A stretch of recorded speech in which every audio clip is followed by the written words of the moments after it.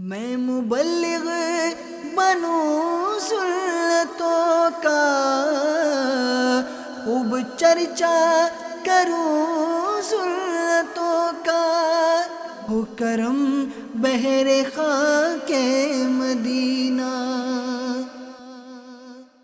الحمد للہ رب العالمین،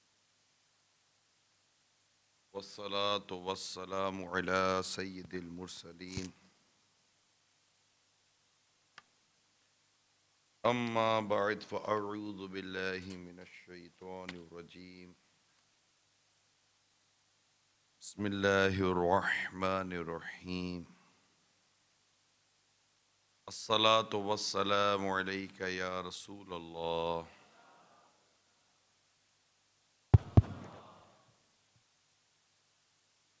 وعلی آلک واصحابک یا حبیب اللہ،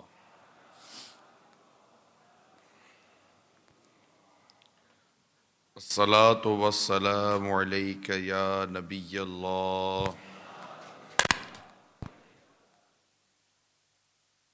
وعلی آلک واصحابک یا نور اللہ، نویت سنت الاعتکاف۔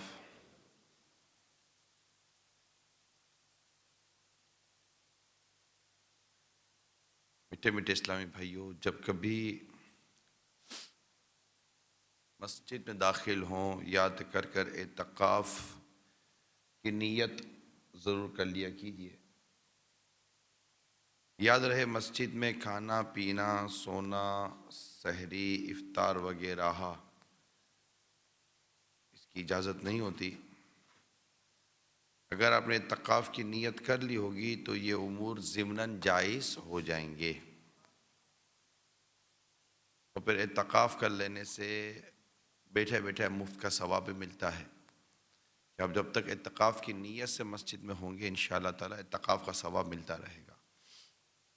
کہیں بھی اپنے علاقے میں بھی مسجد میں جب بھی داخل ہوا کریں، اعتکاف کی نیت کر لیا کیجیے۔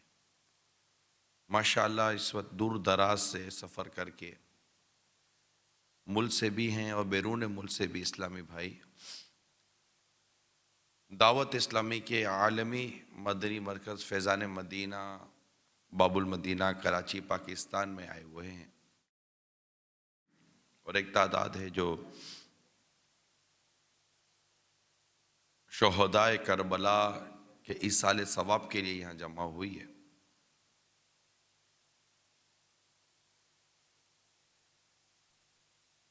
جب بھی مسجد میں داخل ہوں، پہلے سیدھا پاؤں داخل مسجد کرتے ہیں۔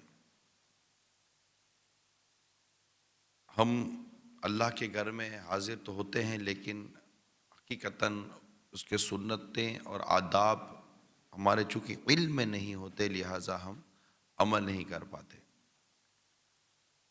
تو یہ کچھ سنتیں اور آداب عرض کر رہا ہوں مسجد میں آنے کے۔ مدنی چینل کے جو ناظرین ہیں یہ بھی سمجھ لیں کہ مسجد میں داخل ہونا یہ ہے کہ جب بھی مسجد میں داخل ہو سیدھا پاؤں مسجد میں داخل کرنا چاہیے، اور جب بھی مسجد سے باہر نکلے الٹا پاؤں مسجد سے باہر نکالنا چاہیے۔ جوتے جب بھی اتاریں، جوتے چپل پہلے الٹا پاؤں باہر نکالنا چاہیے۔ مسجد میں آنے کی بھی دعا یاد کر لیجئے، مسجد سے نکلنے کی بھی دعا یاد کر لیجئے۔ پھر مسجد کو خوشبودار رکھیے۔ مسجد یہ اللہ کا گھر ہے، اور نو ڈاؤٹ کہ مسلمان مسجد کی بڑی عزت کرتا ہے، مسجد کا احترام کرتا ہے، لیکن لا علمی کی وجہ سے بہت سارے ایسے کام کر گزرتا ہے جو مسجد میں نہیں ہونے چاہیے۔ لہٰذا مسجد کو خوشبودار رکھنا چاہیے، بدبو سے، خواہ وہ منہ سے آتی ہو، بدن سے آتی ہو، کپڑوں سے آتی ہو، تو مسجد کو بدبو سے بچانا ہے۔ ایسی شے مسجد میں لانے کی منع ہے جو اس میں بدبو ہو۔ تو یہ مساجد کے کچھ آداب ہیں جسے بجا لانا ہم سب کے لیے ضروری ہے، اور کئی صورت ایسی ہیں کہ جن کے جو اگر وہ کر گزریں گے تو ہم گناہ گار ہوں گے، اور مسجد میں داخلہ منع ہوتا ہے۔ تو میں امید کرتا ہوں کہ ہم مسجد میں جب ہیں اس میں مسواک کا استعمال لازمی لے لیں۔ مسواک یہ نبی پاک صلی اللہ علیہ وسلم کی بہت پیاری سنت مبارکہ ہے، اور مستقل یعنی جو مسواک کا عادی ہوگا، جو مسواک کرتا ہوگا، مسواک کا عادی ہوگا، اس کی برکت یہ ہوگی کہ مرتے وقت اسے کلمہ نصیب ہوگا۔ مسواک یہ مل جاتی ہے، باہر بھی ملتی ہے، بازار میں بھی ملتی ہے، تو برائے کرم مسواک کا استعمال کریں۔ سرکار صلی اللہ علیہ وسلم مسواک کا بڑا کثرت سے استعمال فرمایا کرتے تھے، اور مسواک جب بھی استعمال کریں، مسواک کو رسم مسواک نہ لیں کہ ریشے منہ میں گھما لی ہم سمجھے مسواک ہو گئی، اس کے ریشے تراشتے رہیں، اور پھر مسواک کی اپنا ایک ذائقہ سا ہوتا ہے، وہ جتنی مسواک تازی ہوتی رہے گی اسی قدر اس کی افادیت آئے گی۔ طبی فوائد اپنی جگہ پر ہیں، لیکن منہ صاف رکھتی ہے اور سنت پر عمل کرواتی ہے۔ تو ایک تعداد ہے جو مسواک استعمال نہیں کرتی، ایسا نہ کریں۔ مسواک بازار سے لے کر اس کے استعمال کی عادت بنائیں۔ مسجد کے جو آداب ہیں برائے کرم اسے پورے کرنے کی ہم کوشش کریں۔ اپنے کپڑوں کو صاف رکھیں، اگر مسجد میں سوتے ہیں تو اس کے فرش کا خیال رکھیں۔ مسجد میں جب نماز پڑھتے ہیں تو صفوں کا خیال رکھیں کہ صفیں سیدھی ہونی چاہیے، درست ہونی چاہیے، برابر ہونی چاہیے، کندھے سے کندھا ملا ہوا ہونا چاہیے، کونوں تک صفیں پوری ہونی چاہیے۔ بعض لوگ پیچھے سے آ رہے ہوتے ہیں اور بیچ میں کھڑے ہو جاتے ہیں، کونوں میں صفیں خالی ہوتی ہیں، لیکن صفیں پوری کرنے کا ان کو جذبہ نہیں ہوتا۔ حالانکہ جو صفوں کا جو گیپ ہے اس کو پورا کرنے کے لیے جو آگے بڑھتا ہے اس کے لیے تو جنت کی بشارت ہے۔ جو صفیں پوری کرنے کے لیے آگے بڑھتا ہے گویا کہ وہ جنت کی طرف چل رہا ہوتا ہے۔ تو یہ بہت سارے ایسے معاملات ہیں کہ لا علمی بھی ہے اور غفلت بھی ہے۔ یہ جمعہ میں بھی ہمیں تجربہ ہے، ہم جمعہ میں اعلان کرتے رہتے ہیں کہ آگے کی صفیں پوری کریں، لیکن وہ پیچھے کھڑے ہی رہیں گے، آگے ہی نہیں بڑھیں گے۔ وہ سمجھتے ہیں کہ پتہ نہیں کوئی جنات آگے جائیں گے، وہ صفیں پوری کریں گے۔ صفیں ہم ہی کو پوری کرنی ہے۔ تو یہ ثواب بھی تو زیادہ ہے نا، جتنی آگے کی آپ آگے سے آگے بڑھتے چلے جائیں گے انشاءاللہ تعالیٰ ثواب بھی بڑھتا چلا جائے گا۔ اللہ تعالیٰ ہمیں مسجد کے آداب بجا لانے کی توفیق عطا فرمائے۔ کون کون عمل کرے گا؟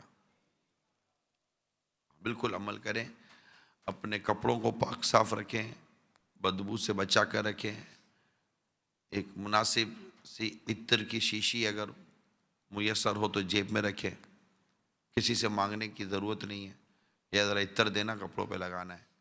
عطر ویسے اتنا سستا نہیں ہے کہ آدمی بانٹتا پھرے، تو ایک مناسب سی عطر کی شیشی وہ جیب میں رکھ لیجئے نارمل سی، اور وقتاً فوقتاً کپڑوں کو خوشبودار رکھنے کے لیے اس کا استعمال کیجئے۔ بدن سے بدبو آتی ہے تو نہانے کا اہتمام کیجئے، بدن کی بو زائل ہو جائے۔ بعض کے عمامے سے جو بدبو کے بھپکے آ رہے ہوتے ہیں ان کو نہیں پتہ ہوتا، وہ عمامہ اوپر ہے، ناک اس کی نیچے ہے، اوپر سے نیچے بدبو بیچارے کو آ نہیں رہی ہوتی، ناک اٹی ہوئی ہوتی ہے، بعض اوقات شروع میں بدبو آتی ہے، اس کے بعد بدبو بند ہو جاتی ہے۔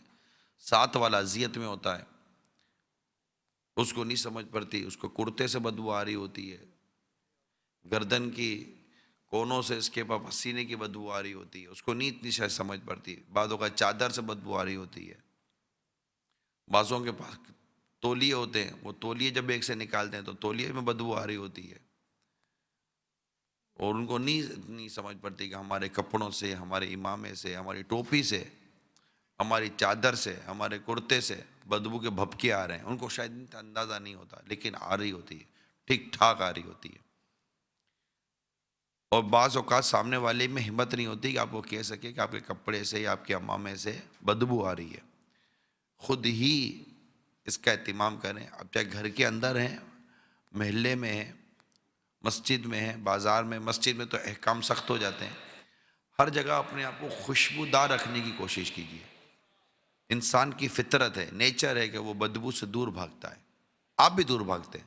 جس کے اندر سے بو آ رہی ہے نا، اس کو بھی بو پسند نہیں ہے. ایسا نہیں کہ وہ بدبو سونگھتا ہے تو اس کو زندہ رہنے کا شوق پیدا ہوتا ہے اور اس کو زندگی کی لذت محسوس ہو رہی ہوتی ہے. ایسا نہیں ہے کہ بدبو آ رہی ہوتی تو بدبو سے کوئی لطف اندوز ہو رہا ہوتا ہے. اس بیچارے کو پتہ ہی نہیں ہوتا کہ میرا وجود اس وقت مطلب کہ بدبو کے بھپکے چھوڑ رہا ہے. نہیں پتہ ہوتا، مگر آ رہی ہوتی ہے. بڑے بڑے جنٹل مین قسم کے لوگ ہوتے ہیں، جوتے اتارتے تو موزے سے بدبو آ رہی ہوتی ہے، موزہ اتارتے تو پاؤں سے بدبو آ رہی ہوتی ہے. ان کو یہ بھی نہیں سمجھ پڑتی کہ موزے کب بدلنے چاہیے. اور موزوں والے پاؤں جو یہ جوتے میں لے کے گھوم رہے ہوتے ہیں، جیسے جوتا اتارتے ہیں بدبو کے بھپکے نکلتے ہیں. موزے اتارتے تو بدبو کے بھپکے نکلتے ہیں. ایون کہ وہ نماز پڑھ رہے ہوتے ہیں تو ان کے پاؤں سے بدبو آ رہی ہوتی ہے موزوں کی. میں یہ وہ باتیں کر رہا ہوں جو خود میں نے پریکٹیکل سنگھی ہیں، کیونکہ ہمت نہیں ہوتی بعض اوقات سمجھانے کی. بعض اوقات سمجھانے کا موقع ملتا ہے تو سمجھا بھی دیا جاتا ہے. تو یہ جو حاضرین ہیں، ہزاروں اسلامی بھائی ہیں، مختلف شہروں سے آئے، دیہاتوں سے بھی آئے، انٹیریئر سے بھی آئے، شہروں سے بھی آئے. اس میں تقریباً ایک جیسا معاملہ ہے. نہیں اس کو سمجھ پڑتی، بھلے وہ کوٹ پہنتا ہو یا وہ کوٹی پہنتا ہو یا وہ خالی کرتا پہنتا ہو، نہیں بعضوں کا سمجھ پڑتی اور بدبو آ رہی ہوتی ہے. اللہ ہم سب کو مسجد میں آنے جانے والا رکھے کہ مسجد میں آتے رہیں. مسجد، جس کو مسجد میں آتا جاتا دیکھو اس کے ایمان کے گواہ ہو جاؤ. نہیں، مسجد کو وہی لوگ آباد کرتے ہیں جو اللہ پر قیامت کے دن پر ایمان لاتے ہیں. ہمیں مسجد آباد کرنی ہے، مسجدوں میں آ کر نمازیں پڑھنی ہیں، ہمیں مسجد میں آ کر قرآن پڑھنا ہے، ہمیں مسجد میں آ کر عبادت کرنی ہے، اللہ کے گھر کو آباد رکھنا ہے. یہ انشاءاللہ تعالی ہم یہ کرتے رہیں گے. لیکن اللہ کے گھر کو خوشبودار بھی تو رکھنا ہے نا، بدبو والا بھی تو نہیں رکھنا. کہ آباد تو کروں لیکن بدبودار رکھوں، یہ کیسے ہو سکتا ہے؟ اسی طرح اپنے وجود کو بھی ایک صحابی فرماتے ہیں کہ میں خود بھی صاف ستھرا اور خوشبودار رہتا ہوں. یعنی عورت کو تو حکم ہے کہ اپنے شوہر کے لیے بناؤ سنگار کر کے رکھے، مگر وہ کہتے ہیں کہ میں بھی اپنے آپ کو خوشبودار اور درست رکھتا ہوں. دونوں کو ایک دوسرے کی ضرورت پڑتی ہے. تو کیا مطلب بس بدبو سے دور رہنا ہے. ہم رہیں گے تو ہمارے بچے بھی رہیں گے. کپڑے صاف ستھرے رکھنے، داغ دھبے والے کپڑے نہیں رکھنے. تو صاف ستھرے کپڑے پہنے، اجلے کپڑے پہنے، سنتوں بھرا لباس پہنے، سنتوں بھرا حلیہ اختیار کیجیے. انشاءاللہ تعالیٰ اس سے لوگ آپ کی طرف رغبت کریں. اس میں بالخصوص ماشاءاللہ ہمارے مبلغین اور ذمہ داران کی ایک تعداد بھی ہے، اور جہاں جہاں آپ دیکھ اور سن رہے ہوں گے سب کے سب نیت کریں. کیونکہ سب سے پہلے انسان دیکھ کر متاثر ہوتا ہے، پھر سن کر متاثر ہوتا ہے، پھر آپ کے ساتھ رہ کر متاثر ہوتا ہے. اگر سامنے والے کے وجود سے ہی کشش نہیں ہوگی تو وہ متاثر کیسے ہوگا؟ تو مونچھوں کو جس طرح تراشا ہوا ہونا چاہیے، امامہ جس طرح صاف ستھرا ہونا چاہیے، سر میں تیل لگا ہوا ہونا چاہیے. تیل بھی بدبو والا نہیں ہونا چاہیے. بعض ایسا تیل استعمال کرتے ہیں، ملتا سستا ہے اور تیل استعمال کرتے ہیں، مگر وہ تیل بدبو دار ہوتا ہے، ٹھیک ٹھاک بدبو چھوڑتا ہے.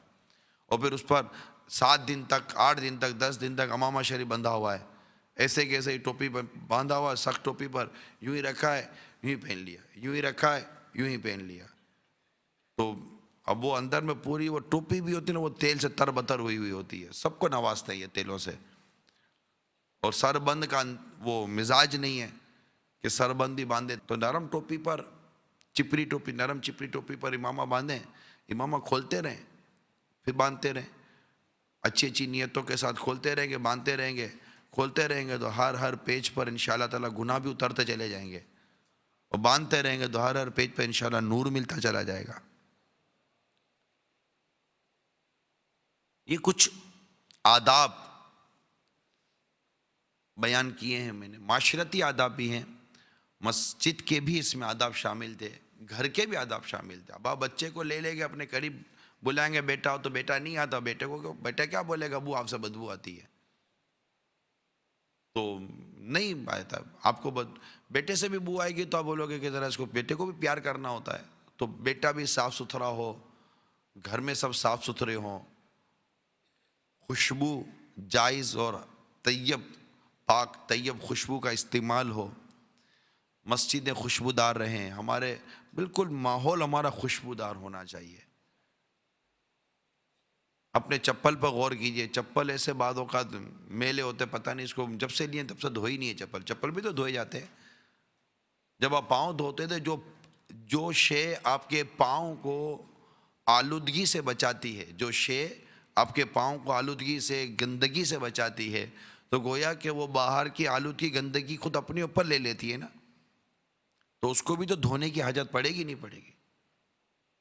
تو کچھ کبھی چپل وغیرہ بھی دھونے کا مزاج رکھیں کہ چپل گھر میں دھو لیے، اس کو سکھا دیے، پھر اس کو پہن لیے، تو صاف ستھرے چپل ہوں، صاف ستھرے کپڑے ہوں، صاف ستھرا وجود ہو. آپ کو دیکھ کر ہی بولے گا یار اس کے قریب جانے کا جی چاہتا ہے. پھر جب قریب آئے تو پھر اس کو 2 مدنی پھول دے دیجئے، تو اس پہ منہ سے بدبو نہیں آنی چاہیے ورنہ وہ سنے گا نہیں. تو پھر اس کو کچھ نیکی کی دعوت دے دیجئے. تو انشاءاللہ تعالیٰ امید ہے کہ اس سے نیکی کی دعوت کی دھومیں مچیں گی. اللہ تعالیٰ ہم سب کو عمل کرنے کی توفیق عطا فرمائے. کھانے پیتے وقت بھی اس طرح کا امیر علیہ سنت نے بھی مدنی پھول عطا فرمائے تھے، کھاتے ہوئے بھی. یعنی ان چیزوں سے خود کو بچائیے جس سے لوگ کراہیت کریں، لوگوں کو نفرت ہو، تنفیر ہو. جس سے باپا نے بتایا کہ کھاتے پیتے میں بھی ایسا پورا انگلیاں بھرتے ہیں، ہاتھ بھرتے ہیں چاول سے، سالن سے، موج لگی ہوئی ہے، ان کو پتہ ہی نہیں ہے کہ کوئی کیا دیکھ رہا ہے، کیا سن رہا ہے، بس لگے ہوئے ہیں. یہ کھاتے ہوئے بھی اتنا ڈیسنٹ انداز ہونا چاہیے، مہذب انداز ہونا چاہیے. آئے ہیں تم سیکھ کر جائیں گے نا، دعوت اسلامی کے اجتماع میں آئیں، مدنی مرکز میں آئیں. یہ مینرز ہیں، اسلامک مینرز ہیں، ایٹیکیٹس ہیں، طور طریقے ہیں، عادات اور اطوار ہیں جو ہمیں دین، ہمارا اسلام ہمیں سکھاتا ہے. آپ ایک بار 3 انگلیوں سے کھانے کے عادی بن جائیں، یقین مانیے، میں آپ کو یقین دلاتا ہوں انشاءاللہ تعالیٰ 3 انگلیوں سے چھوٹے نیوالے بنا کر اچھی طرح چبا کر کھانے کے آپ عادی بن جائیے. دوسرے لوگ آپ کو خود اپنا یاد آئے گا تو آپ کو عجیب لگے گا کہ یار میں ایسے کھاتا تھا جیسے یہ کھا رہا ہے. نہیں یار میں ایسا نہیں تھا. اور وہ یہ دانے گر رہے ہوں گے، اتنا نوالا اٹھائیں گے، تھوڑا سا کھائیں گے، باقی تھال میں گرا رہے ہوں گے. اب سامنے والے کو قرائت نہیں ہوگی آپ کے منہ سے دانے گر گر کر تھال میں گر رہے ہیں. جتنا آپ کو کھانا ہے اتنا اپنی طرف لے لیجئے یا اپنی پلیٹ میں نکال لیجئے، صاف ستھرا کر کر، صاف ستھری انگلیاں کر کر. آپ جب کھڑے ہوں گے تو کوئی کہے گا کہ یار بڑے تمیز والے آدمی نے کھانا کھایا ہے. تمیز کا ایک لفظ ہے، تمیز ایک لفظ ہے، ایٹیکیٹس ایک لفظ ہے. ہر چیز کی ایک تمیز ہوتی ہے، ہر چیز کا ایک طریقہ ہوتا ہے. اگر ہم اس کے مطابق کپڑے پہننے کا بھی ایک تمیز ہے، کپڑے پہننے کا بھی ایک طریقہ ہے، کھانے پینے کا بھی یہی انداز ہے. یعنی کھاتے ہوئے شخص کو کوئی یہ نہ کہے کہ یار یہ بھوکا آدمی بیٹھا ہوا ہے. بڑے ضبط اور صبر کے ساتھ، بھلے آپ کو بھوک لگی ہے، اتنی بھوک لگی ہے کہ تھال سارا آپ کھا جائیں گے، مگر شومت ہونے دیجئے کہ میں پورا تھال کھا جاؤں گا. نہیں، ایثار. انسان کے اندر 2 صفت پر غور کیجئے، ایک ہوس، ایک ایثار. اگر آپ میں اور مجھ میں ہوس ہوگی، لالچ ہوگی نا، تو یہ درندگی پیدا کرتی ہے، بربریت پیدا کرتی ہے. جیسے کہ یزیدیوں میں ہوس تھی، لالچ تھی، مال کی اور منصب کی ہوس اور لالچ. اور دوسری طرف امام عالی مقام امام حسین رضی اللہ تعالیٰ عنہ کے قافلے میں ایثار تھا، قربانی تھی، ضبط تھا، برداشت تھا، صبر تھا. ہے یا نہیں؟ ہم جہاں بھی رہیں ضبط، برداشت اور صبر اس کو تھامے رکھیں. ہوس سے خود کو بچائیں. آ بھی رہی ہو تو دبائیں. لوگ دیکھ رہے ہوتے ہیں ان کو سمجھ آ جاتی ہے کہ یہ ہوسی ہے، کوئی یہ لالچی آدمی لگتا ہے. اللہ کرے کہ ہم اسلامی طور طریقے اور اسلامی جو معاشرتی نظام ہے، اسلامک سوشل جو مینرز ہیں، اس کو اپنانے میں کامیاب ہو جائیں. اس میں پڑھے لکھے، غیر پڑھے لکھے، جوان بوڑھے تقریباً ایک جیسے آ جاتے ہیں، کیونکہ اس متعلق اتنی ہماری معلومات نہیں ہے، اتنی زیادہ ہماری تربیت نہیں ہے. صرف سننے سے نہیں ہو جائے گا، سننے سے نہیں ہوتا جب تک کہ آپ کی اور میری تربیت نہیں ہوگی، اور تربیت ہوگی ماحول کے اندر. یہ ڈیفینیٹلی سیدھی سی بات ہے. کوئی چیز سیکھنے کے لیے انسٹیٹیوٹ جوائن کرنا پڑتا ہے. اگر آپ واقعی اسلامک مینرز اور اسلامک تربیت و سنتوں کے مطابق اپنی زندگی کو ڈھالنا چاہتے ہیں، دعوت اسلامی کو جوائن کر لیجئے تو صحیح آ جائیے. آنا جانا نہیں، آنا ہی آنا لگا رہے. اور آ جائیے، قافلوں میں سفر کیجئے، مدنی مذاکروں میں شرکت کیجئے. انشاءاللہ تبارک و تعالی میں امید کرتا ہوں کہ ہمارے بہت سارے طور طریقے درست ہو جائیں گے. بعض لوگ کھانا کھاتے ہیں تو کھانا کھاتے ہوئے بھی آواز آتی، یہ ان کی آوازیں آتی رہیں گی. ارے بھائی یار، آوازیں کیوں نکال رہے ہو؟ چپ چاپ کھا لو نا یار. چوستے رہیں گے، پتہ نہیں کون، دانتوں میں کچھ چیز پھنس جائے گی تو نکالتے ہی رہیں گے، چوستے ہی رہیں گے.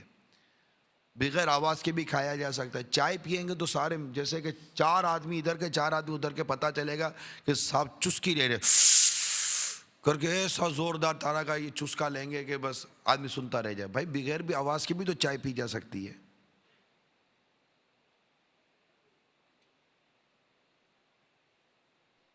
تو کھاتے ہوئے، پیتے ہوئے، اٹھتے ہوئے، بیٹھتے ہوئے، اٹھنے کا انداز بعض اوقات اتنا عجیب ہوتا ہے کہ شرمندگی سے انسان کی آنکھیں جھک جائیں.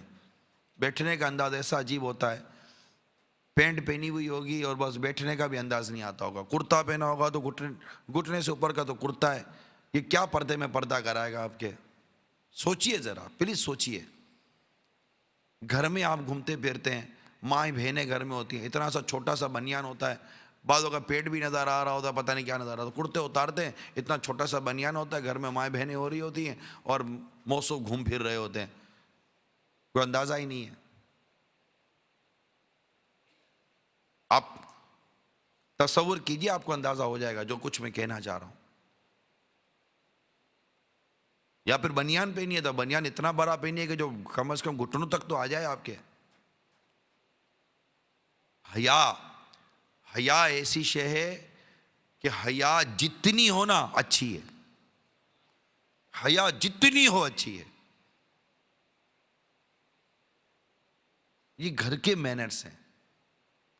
گھر پہ دسترخوان پہ بیٹھے ہوئے ہیں، بچے بیٹھے ہوئے ہیں، گھر والے بیٹھے ہوئے ہیں، اب جو اچھی چیزیں پہلے اپنی پلیٹ میں، نلی نظر آئی اپنی پلیٹ میں، بوٹی نظر آئی اپنی پلیٹ میں، یہ نظر آیا اپنی پلیٹ. ارے بھائی بچے بیٹھے ہوئے ہیں، گھر کی عورتیں بیٹھی ہوئی ہیں، کچھ 2 چیزیں ادھر دے دو، 2 چیزیں ادھر دے دو، آپ ہی سارا کھا جاؤ گے. گھر کے دسترخوان پہ بھی ایثار نہیں ہے. دفتر میں جاؤ تو ایثار نہیں ہے، روڈ پہ ٹریفک میں آؤ تو ایثار نہیں ہے، بس میں جاؤ تو ایثار نہیں ہے، ویگن میں جاؤ تو ایثار نہیں ہے. دھکم دھاپ مار پیٹ، اے چل ابے ادھر آ جاؤ، اے اندھا ہے بہرا ہے، اے تو وہ یہ ہمارا انداز ہے. کیا درس حسینیت یہ ہے؟ کیا درس کربلا یہ ہے؟ کیا ہمارے دین کا، ہمارے اسلام کا درس یہ ہے؟ جو ہمارے بچوں پر، ہمارے چھوٹوں پر شفقت اور ہمارے بڑوں کی عزت نہیں کرتا، وہ ہم میں سے نہیں ہے. روڈ پہ جائیں گے تو مارا ماری ہوگی، مارکیٹ میں جائیں گے تو مارا ماری ہوگی، لڑتے جھگڑتے. یہ آپ سوچ، جو کچھ میں کہہ رہا آپ تصور باندھیے. لڑنا جھگڑنا، جیسے کہ آج نیت کر کے نکلا ہوں گا جب تک 4 سے لڑوں گا نہیں گھر آؤں گا نہیں. بالکل وہ بہانہ نکالنا ہے کہ تو بس خالی میرے سے ٹکرا جا، میں آج موڈ میں آیا ہوں کہ میں نے بس آج کچھ نہ کچھ کرنا ہے. اور پھر 9-10 کا اگر روزہ ہوگا تو بولے گا دیکھ میرا روزہ آیا، دیکھ میں روزے سے ہوں، دماغ نہیں خراب کر. ارے روزہ تو صبر لاتا ہے، تیرا دماغ کیسے خراب ہو رہا ہے؟ امام حسین 3 دن کی بھوک اور پیاس میں کربلا میں صبر کرتے رہے، تم سے پنکھوں میں صبر نہیں ہوتا؟ وہ صبر کے ساتھ جان قربان کر کے آپ صبر کے ساتھ وقت تک قربان نہیں کر سکتے. یہ آئے ہیں، جب آئے ہیں مدنی چینل پر ہیں تو نیت کر لیجئے میٹھے اسلامی بھائیوں، برداشت پیدا کریں گے، برداشت کریں۔ آپ کو لگا زور سے کسی کا دھکا، کیا کریں گے؟ کیا کریں گے؟ کیسے برداشت کریں گے؟ اوے دیکھ برداشت کر رہا ہوں، کیسے برداشت کریں گے؟ جب کوئی دھکا مارے نا، ہو سکے تو اس کو دیکھ کے مسکرا دیجئے۔ دیکھیں کوئی آ کر دھکا مارتا نہیں ہے، یار چچا اچھا لگ رہا ہے، جا کر اس کو ذرا میں دھکا مارو، ایسا کوئی آ کر دھکا نہیں مارتا یار، لگ جاتا ہے دھکا، لگ جاتا ہے، بے احتیاطی ہوتی ہے، غفلت ہوتی ہے، کچھ بھی ایسا ہو جاتا ہے، دھکا لگ گیا، اب لگ گیا، اب آپ کو دھکا لگا، آپ فوراً بولے گا وہ اندھا ہے، یہی بولو گے آپ، اندھا ہے نظر نہیں آتا، وہ دوسرا دھکا مارے گا بولے گا نظر آتا ہے۔ تو ایسا نہیں، دھکا لگا یا کوئی ایسی آپ کو ہوا، کوئی سائیکل والے نے مار دیا، موٹر سائیکل والے نے مار دیا، اب چچا کو موٹر سائیکل والا مارے گا، موٹر سائیکل والے کی بھی خیر نہیں ہے، موٹر سائیکل کی بھی خیر نہیں ہے، چچا اپنا سارا غصہ اس پر اتارے گا۔ تو چچا ہو یا بھتیجا ہو، جو بھی ہیں آپ، بس یہ کربلا والوں کا صدقہ کاش نصیب ہو جائے، برداشت کرنا سیکھیے، برداشت کریں، صبر کریں، کوئی تکلیف دے گا صبر کریں، اور مسکرانا اختیار کیجیے۔ مسکرانا آتا ہے آپ کو؟ مسکرائیے۔ کوئی اس طرح کے واقعے میں اگر آپ مسکرائیں گے نا، جیسے کہ عموماً آپ موٹر سائیکل پہ جا رہے ہوتے ہیں، ٹریفک جام ہوتا ہے تو آپس میں موٹر سائیکل والے بھی ٹکرا جاتے ہیں، تو ٹکراتے ہیں نا تو یہ ایک دوسرے کو گھور کر دیکھتے ہیں، گھور کر دیکھتے ہیں، جیسے کھا جائیں گے اس کو آنکھوں سے، منہ سے نہیں کھائیں گے، آنکھوں سے کھا جائیں گے اس کو، گھور کر دیکھیں گے، دوسرا بھی گھور کر دیکھتا ہے، پھر چشمہ اتار، چشمہ پہنا کالا تو چشمہ کالا اتار کے دیکھے گا کہ ہاں میں دیکھتا ہوں تیرے کو۔ تو اتنا مطلب کہ گھورنا کیوں؟ آپ کو لگا، جیسے لگا یا لگ گیا، معذرت، مسکرا دیجیے، معذرت کہہ کر مسکرا دیجیے، وہ چلا جائے گا انشاءاللہ۔ اس کو غصہ آ بھی رہا ہوگا تو وہ ٹھنڈا ہو جائے گا۔ جب آپ فیضان مدینہ سے جائیں تو آپ کی اور ہمارے انداز میں تبدیلی آنی چاہیے۔ آپ جب اپنے محلے میں، اپنے گھر میں جائیں گے تو تبدیلی آنی چاہیے، حتیٰ کہ آپ جب گھر کا دروازہ بجائیں، دروازہ کھلے، دروازہ کھلتے گھر والوں کو لگے کہ ہاں یار یہ فیضان مدینہ سے مدینے کا فیضان لے کر آیا ہے، کوئی ایسا کریں یار۔ گھر کی گھنٹی بجائیں، دروازہ بجائیں، تھوڑی دیر کھلنے میں لگ جائے، فوراً کھولو نا، تھکا ہوا آیا ہوں، بولے پھر کیا لے کر آئے ہو فیضان مدینہ سے؟ قافلے سے کیا لے کر آئے ہو؟ کربلا والوں کے اصالے ثواب کے لے گئے تھے تو ان کا کوئی صبر کا فیضانی لے آتے، ان کے برداشت کا فیضانی لے آتے، ان کے ایثار کا فیضانی لے آتے، سنت اور آداب کا فیضانی لے آتے، تو انشاءاللہ جب ہم گھر پہنچیں گے تو گھر والوں کو بھی پتہ چلے گا کہ یہ واقعی فیضان مدینہ سے فیضان مدینہ لے آیا ہے۔ آپ جب محلے میں آئیں گے، جب کاروبار پہ جائیں گے تو لوگ دیکھتے رہ جائیں آپ کو اور کہیں کہ کہاں گئے تھے یار آپ پچھلے دنوں، تو آپ کہنا میں فیضان مدینہ گیا تھا، تو بولے گا یار واقعی فیضان مدینہ میں مدینے کا فیضان ملتا ہے۔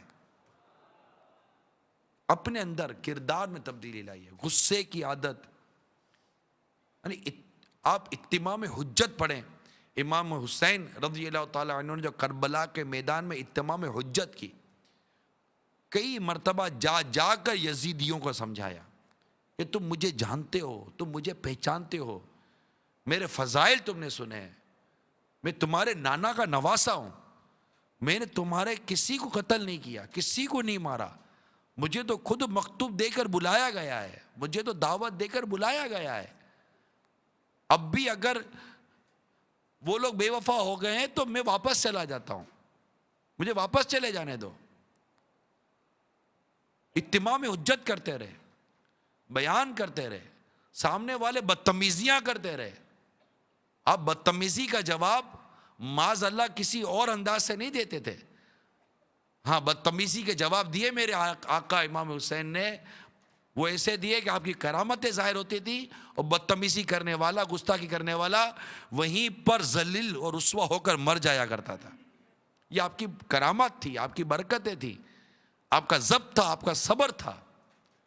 اور ایسے موقع پر بھی اللہ کے پیارے حبیب صلی اللہ علیہ وسلم کو خواب میں دیکھا میرے آقا امام حسین رضی اللہ تعالیٰ عنہ نے، تو اس وقت اللہ کے پیارے حبیب صلی اللہ علیہ وسلم نے بھی آپ کے سینے مبارک پر ہاتھ رکھ کر یہی دعا کی، یا اللہ میرے حسین کو صبر اور صبر پر اجر عطا فرما، رضی اللہ تعالیٰ عنہ۔ صبر،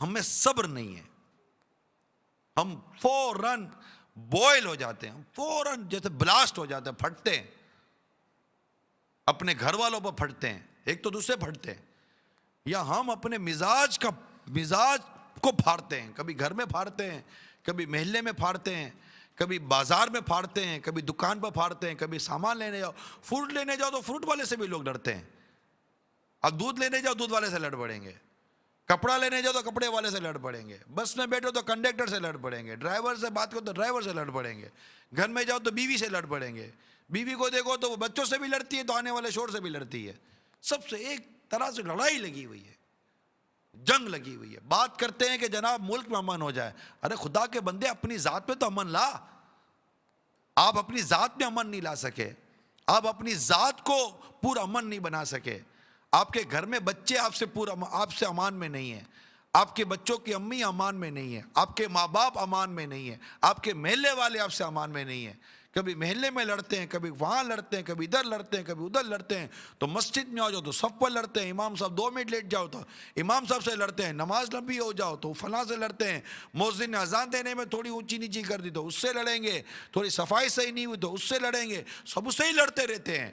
اور جب بات کرنے کے لیے بیٹھیں گے، یار ہمارے ملک میں لڑائی بہت ہے، ارے بھائی تیرے اپنے وجود میں جو اتنی لڑائی ہے، تو خود ایک اپنے وجود میں جنگ عظیم بنا ہوا ہے، جب دیکھو میزائل لادے ہوئے جا رہا ہوتا ہے، کبھی کس پر میزائل مار رہا ہے، کبھی کس پر میزائل مار رہا ہے، پہلے تو اپنا طیارہ تو صاف کر، پھر دنیا بھی صاف ہو جائے گی۔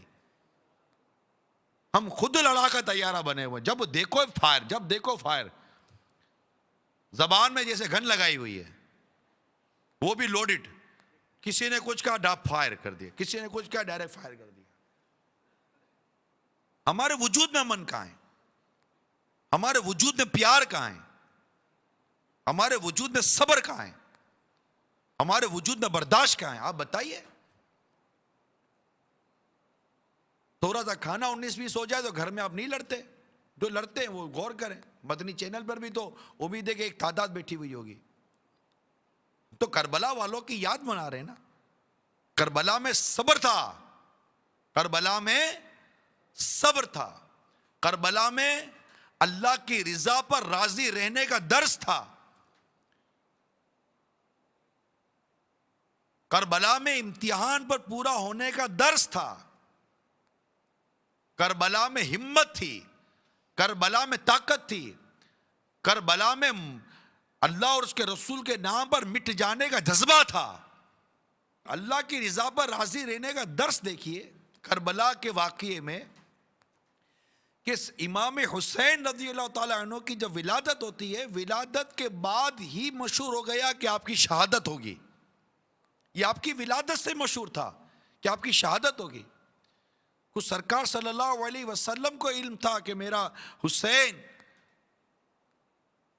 شہید کیا جائے گا، آپ کو تو وہاں کی کربلا کی مٹی لا کر دکھائی گئی تھی، سرخ مٹی، اور آپ اشک بہاتے تھے۔ علی المرتضی شیر خدا کرم اللہ تعالیٰ وجہ الکریم جانتے تھے کہ میرا نور نظر کربلا کے میدان میں شہید کیا جائے گا۔ خاتون جنت فاطمہ زہرا رضی اللہ تعالیٰ عنہ جانتی تھی کہ میرا جگر کا ٹکڑا حسین کربلا کے میدان میں خاک و خون میں تڑپایا جائے گا۔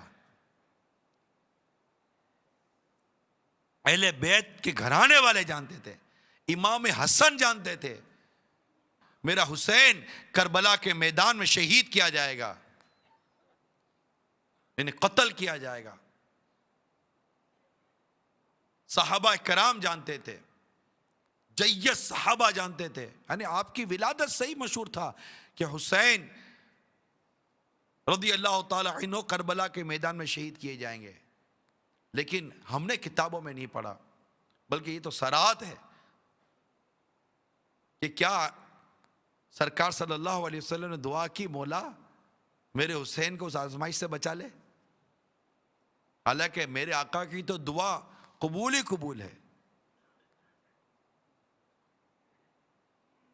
نہیں، کیا علی المرتضیٰ شیر خدا کرم اللہ تعالی وجہ الکریم نے آقا کی بارگاہ میں عرض کی، آقا یہ میرا لخت جگر، میرا نور نظر، آپ بھی اس سے بہت پیار کرتے ہیں، اسے سونگھتے ہیں، یہ آپ کے پھول ہیں، آقا دعا کر دیجئے کہ میرا یہ جگر کا ٹکڑا کربلا کے میدان میں خاک و خون میں نہ تڑپایا جائے، دعا کر دیجئے. نہیں، ایسی بھی کوئی روایت نہیں ملتی.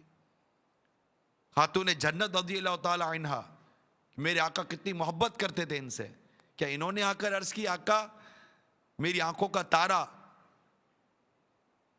میرا حسین یہ کربلا کے میدان میں شہید نہ کیا جائے، دعا کر دیجئے؟ نہیں. کسی صحابی نے دعا کروائی؟ نہیں. کسی اہل بیت کے گھرانے نے دعا کرائی، فرد نے دعا کرائی؟ نہیں، کسی نے دعا نہیں کرائی. دعا ہوئی تو یہی ہوئی کہ یا اللہ حسین کو اس امتحان میں ثابت قدم رکھنا، کیونکہ امتحان سے بھاگنا یہ جواں مردی نہیں ہے. جواں مردی یہ ہے کہ امتحان میں ڈٹ کے رہے، ہمت کے ساتھ رہے، حوصلے کے ساتھ رہے، ضبط و صبر کے ساتھ رہے. آزمائشوں سے بھاگنا یہ مردانگی نہیں ہے. تو یہ درس ہے کربلا کا. اللہ کی رضا پر راضی رہنے والے تھے یہ. آپ کی آنکھوں کے سامنے علی اکبر شہید ہو رہے ہیں، اللہ کی رضا پر راضی رہ رہے ہیں. قاسم شہید ہو رہے ہیں رضی اللہ تعالی عنہ، اللہ کی رضا پر راضی رہ رہے ہیں. عباس علمدار رضی اللہ تعالیٰ عنہ شہید ہو رہے ہیں، اللہ کی رضا پر راضی رہ رہے ہیں. 6 ماہ کا علی اصغر آپ کی گود میں شہید ہو گیا، اللہ کی رضا پر راضی رہ رہے ہیں. خیموں میں خواتین، پردہ نشی خواتین، اہل بیت کی خواتین اللہ کی رضا پر راضی رہ رہی ہیں. اللہ کی رضا پر راضی رہنا یہ سبق ہے کربلا کا. یہاں تو تھوڑی سی کچھ پریشانی آ جائے، شریعت کا دامن چھوڑ کر، حرام و حلال کی تمیز چھوڑ کر اللہ کی نافرمانی پر اتر آتے ہیں ہم لوگ. تو الغرض نچوڑ یہ میرے میٹھے اسلامی بھائیوں، یہ اتفاق ہے کہ یہ میرا موضوع نہیں تھا مگر موضوع بن گیا. موضوع تو میرے کچھ واقعات ہیں لیکن یہ بن گیا ایک موضوع. اللہ ہمیں عمل کا جذبہ دے کہ واقعہ کربلا کے جو اسباق ہیں، جو درس ہیں، دروس ہیں، بلکہ یہ اس پر عمل کریں. یقین مانی اگر اس پر عمل آ جائیں، صرف بیان رونا بھی آتا ہے. ان پر جو پریشانیاں آئیں، ان پر جو مصیبتیں آئیں، اس پر رونا بھی آتا ہے، دل بھر جاتا ہے. لیکن کردار میں تبدیلی کب آئے گی؟ ہمیں دیکھ کر کب کوئی کہے گا کہ اس کے کردار سے فیضان امام حسین چھلک رہا ہے؟ ہمیں کیسے دیکھ کر کوئی کہے گا؟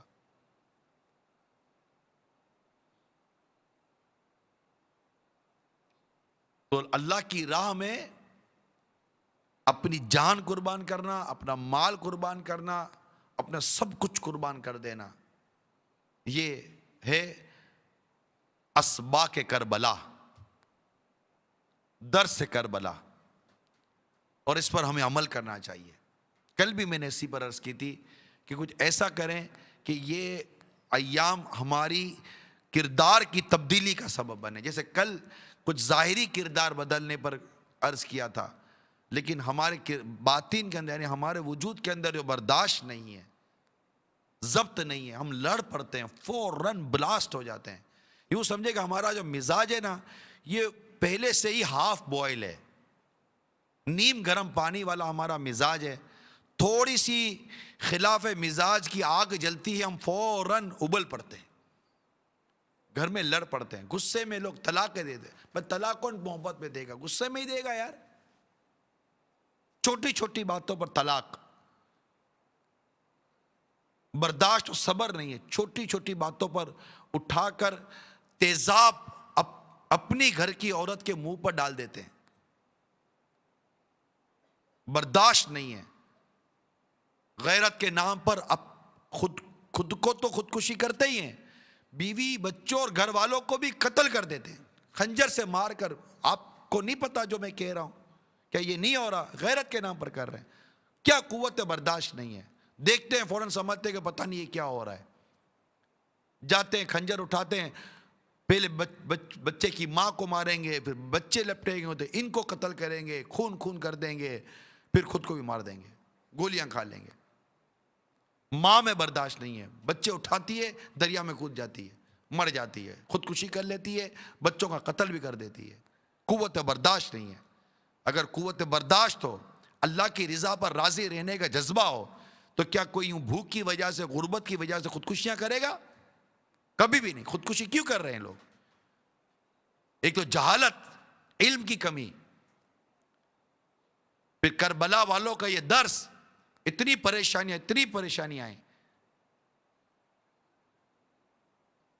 لیکن پریشانیوں کا سامنا کریں, یہ عام کریں, لوگوں میں برداشت کی قوت پیدا کروائیں. میٹھے اسلامی بھائیوں, یہ ہوگا مدنی قافلوں میں سفر کرنے سے. میں ایسے ہی نہیں کہہ رہا. آپ بس میں جائیں گے, مسجد میں جائیں گے, محلوں میں جائیں گے, لوگوں کو نماز کی دعوت دیں گے, کوئی آئے گا کوئی نہیں آئے گا, کوئی سنے گا کوئی نہیں سنے گا. یہ سب آپ کے ہمارے اندر قوت برداشت پیدا کریں گی چیزیں, صبر پیدا کریں گی چیزیں. اب جیسے آپ یہاں ہیں, ہزاروں اسلامی بھائی یہاں ہیں, کبھی استنجا کھانے پر رش ہوتا ہوگا, کبھی وضو خانے پر رش ہوتا ہوگا, ہے یا نہیں ہے؟ اب آپ لڑیں گے تو پھر اپنا اجر ضائع کریں گے. یہ ہو سکتا ہے بعض صورتوں میں گناہ گار ہو جائیں, لیکن آپ کو یہاں بھی ضبط اور صبر کرنے کا موقع مل رہا ہوگا. ہمارا یہ ضبط و صبر نہیں ہوتا. مکے میں بھی جا کر لڑتے, طواف کعبہ میں بھی لڑتے, دھکا لگ گیا فوراً لڑنا شروع کریں گے. ارے خدا کے بندے, کعبے کا طواف کر رہا ہے, یہاں تو صبر کر لے. اب کیا کعبے کا طواف کرتے ہوئے بھی حضرت کو کیا لوگ دیکھ کر چلیں گے کہ حضرت چل رہے ہیں, ان کو غصہ آ جاتا ہے, ان کو دھکا نہ لگے؟ کب طواف کعبہ ہے, لوگ گھوم ہی رہے ہوتے, کبھی کہیں دھکا لگ جاتا ہے, کسی کا پاؤں چڑھ جاتا ہے, تو کیا وہاں بھی لڑو گے؟ کیا عرفات کے میدان میں بھی لڑیں گے؟ کیا مینا کے میدان میں بھی لڑو گے؟ کیا شیطان کو کنکڑیاں مارتے ہوئے بھی شیطان والا کام کرو گے؟ وہاں بھی لڑو گے, وہاں بھی ستاؤ گے لوگوں کو؟ یہ بار بار میں قوت برداشت پر آپ کو بیان کر رہا ہوں, بار بار قوت برداشت پر بیان کر رہا ہوں. کہ آپ کو برداشت کرنا ہی کب ہے؟ جب آپ کے خلاف مزاج کام ہوگا تبھی برداشت کرو گے نا. آپ بولو کتنا برداشت کرے گا؟ بس کرے برداشت, صبر کرے. برداشت کرنا ہی تب ہے جب آپ کے ساتھ کوئی زیادتی کرے, کوئی ظلم کرے, کوئی ناانصافی کرے گا, تبھی تو برداشت کریں گے. اب آپ مجھ سے ملو گے, ہمیں بولے جی جناب کیسے ہیں آپ, ٹھیک ہیں, طبیعت کیسی ہے آپ کی, ماشاءاللہ بڑی دور سے آئے ہیں, ارے واہ واہ واہ واہ. اب آپ کیا میری اس باتوں سے برداشت کرو گے؟ آپ برداشت کر رہے ہو میری ان باتوں کو؟ نہیں, آپ کو مزہ آ رہا ہوگا. برداشت کب کریں گے؟ جب میں آپ کے ساتھ کوئی بدتمیزی کروں گا, بدسلوکی کروں گا, ناانصافی کروں گا, تب آپ کو برداشت کرنا ہے نا, تب تو آپ کو صبر کرنا ہے. تو یہ چیزیں اپنے نوٹس میں لانے کی کوشش کیجئے. اللہ تعالی ہم سب کو عمل کرنے کی توفیق عطا فرمائے, اور ہمیں ایک دوسرے سے درگزر کرنے کی بھی توفیق عطا فرمائے. صلو علی الحبیب صلی اللہ تعالی علی محمد. سرکار مدینہ صلی اللہ تعالی علیہ وآلہ وسلم نے ارشاد فرمایا, جسے یہ پسند ہو کہ اس کے لیے جنت میں محل بنایا جائے اور اس کے درجات بلند کیے جائیں, اسے چاہیے کہ جو اس پر ظلم کرے یہ اسے معاف کرے, اور جو اسے محروم کرے یہ اسے عطا کرے, اور جو اسے قطع تعلق کرے یہ اس سے ناتا جوڑے. میں کیوں بات کروں اس سے؟ اس نے میرے سے تعلق, بات اس نے بند کی ہے. آپ جا کر بات کر لیجئے, آپ بات کر لیجئے, میں کیوں بات کروں اس سے؟ تعلق تو اس نے توڑا ہے, آپ جا کر جوڑ لیجئے. میں کیوں معاف کروں؟ ظلم تو اس نے کیا ہے, آپ معاف کر دیجئے. میں اسے دعوت کیوں دوں؟ اس سے تو مجھے محروم کیا تھا، آپ دعوت دے دیجئے۔ جو تجھے ظلم کرے اسے معاف کر، جو تجھے محروم کرے اسے عطا کر، جو تجھ سے توڑے تو اس سے جوڑ۔ اللہ کے پیارے حبیب کا فرمان ہے کہ تمہیں جنت میں محل عطا کیا جائے گا۔ کیا یہ برداشت کرنا، صبر کرنا، معاف کرنا اگر جنت میں محل دلا دے تو یہ سودا سستا ہے یا مہنگا ہے؟ وہ تو نہایت سستا سودا بیچ رہے ہیں جنت کا، وہ تو نہایت سستا سودا بیچ رہے ہیں جنت کا۔ ہم مفلس کیا مول چکائیں، اپنا ہاتھ ہی خالی ہے۔ ایک کاش کہ ہمارے اندر قوت برداشت آ جائے۔ اب کون کون برداشت کرے گا؟ ہاں بالکل پکی نیت کریں۔ دیکھیں ہم آئے ہیں تو ہمیں اس معاشرے کو سنوارنا ہے۔ آپ کئی محلوں کے لوگ ہیں، کئی علاقوں کے لوگ ہیں، آپ کوئی ایک محلے کے نہیں ہیں۔ پنجاب کے بھی آئے ہیں، خیبر پختونخوا کے بھی آئے ہیں، اور ہمارے یہ یو کے سے بھی اسلام بھائی آئے ہیں، پتہ نہیں کہاں کہاں سے آئے ہیں، باب الاسلام کے ہیں، باب المدینہ کے ہیں، جو یہاں آئے ہیں، آپ پنجاب کے ہیں، شاید کشمیر سے بھی آئے ہیں، کے پی کے سے تو آئے ہیں، کشمیر سے بھی آئے ہیں، اور پھر مدنی چینل کے ذریعے ہو سکتا ہے کہ ہند میں بھی اسلامی بھائی دیکھ اور سن رہے ہوں، بنگلہ دیش میں، یو کے میں، یورپ میں۔ اگر ہم اپنے کردار میں ضبط و صبر و برداشت لے آئیں اور اللہ کی رضا پر راضی رہنا لے آئیں کہ اللہ نے جو ہمارے مقدر میں کیا وہی ہونا ہے، انشاءاللہ تعالی مدینہ مدینہ ہو جائے گا۔ اس سے ہمارے یہاں بہت ساری چیزیں درست ہو جائیں گی، سود سے نجات ملے گی، رشوت سے نجات ملے گی، بدعنوانیوں سے نجات ملے گی، ایک خدا کا خوف دل میں پیدا ہوگا، شرم و حیا پیدا ہوگی، اور ہمارا معاشرہ مدینہ مدینہ ہو جائے گا۔ اب اس کی نیکی کی دعوت بھی عام کریں، تبلیغ دین کریں۔ ہم نے سنا، ہمارے اگر سمجھ میں آیا، ہمارے دل میں بات اتری ہے، تو اب یہ نیت کرے کہ میں انشاءاللہ دوسروں تک بھی پہنچاؤں گا، اور آپ کے مزاج سے آج ہی ابھی اسی گھڑی سے ضبط، صبر، برداشت اور مسکراہٹ والا معاملہ شروع ہو جانا چاہیے۔ مسکرائیں گے کیسے؟ آپ کو تو ابھی بھی آپ نہیں مسکرا پاتے تو کیسے ابھی کہہ رہا ہوں تو اب نہیں مسکرا، جب دھکا لگے گا تو کیسے مسکراؤ گے؟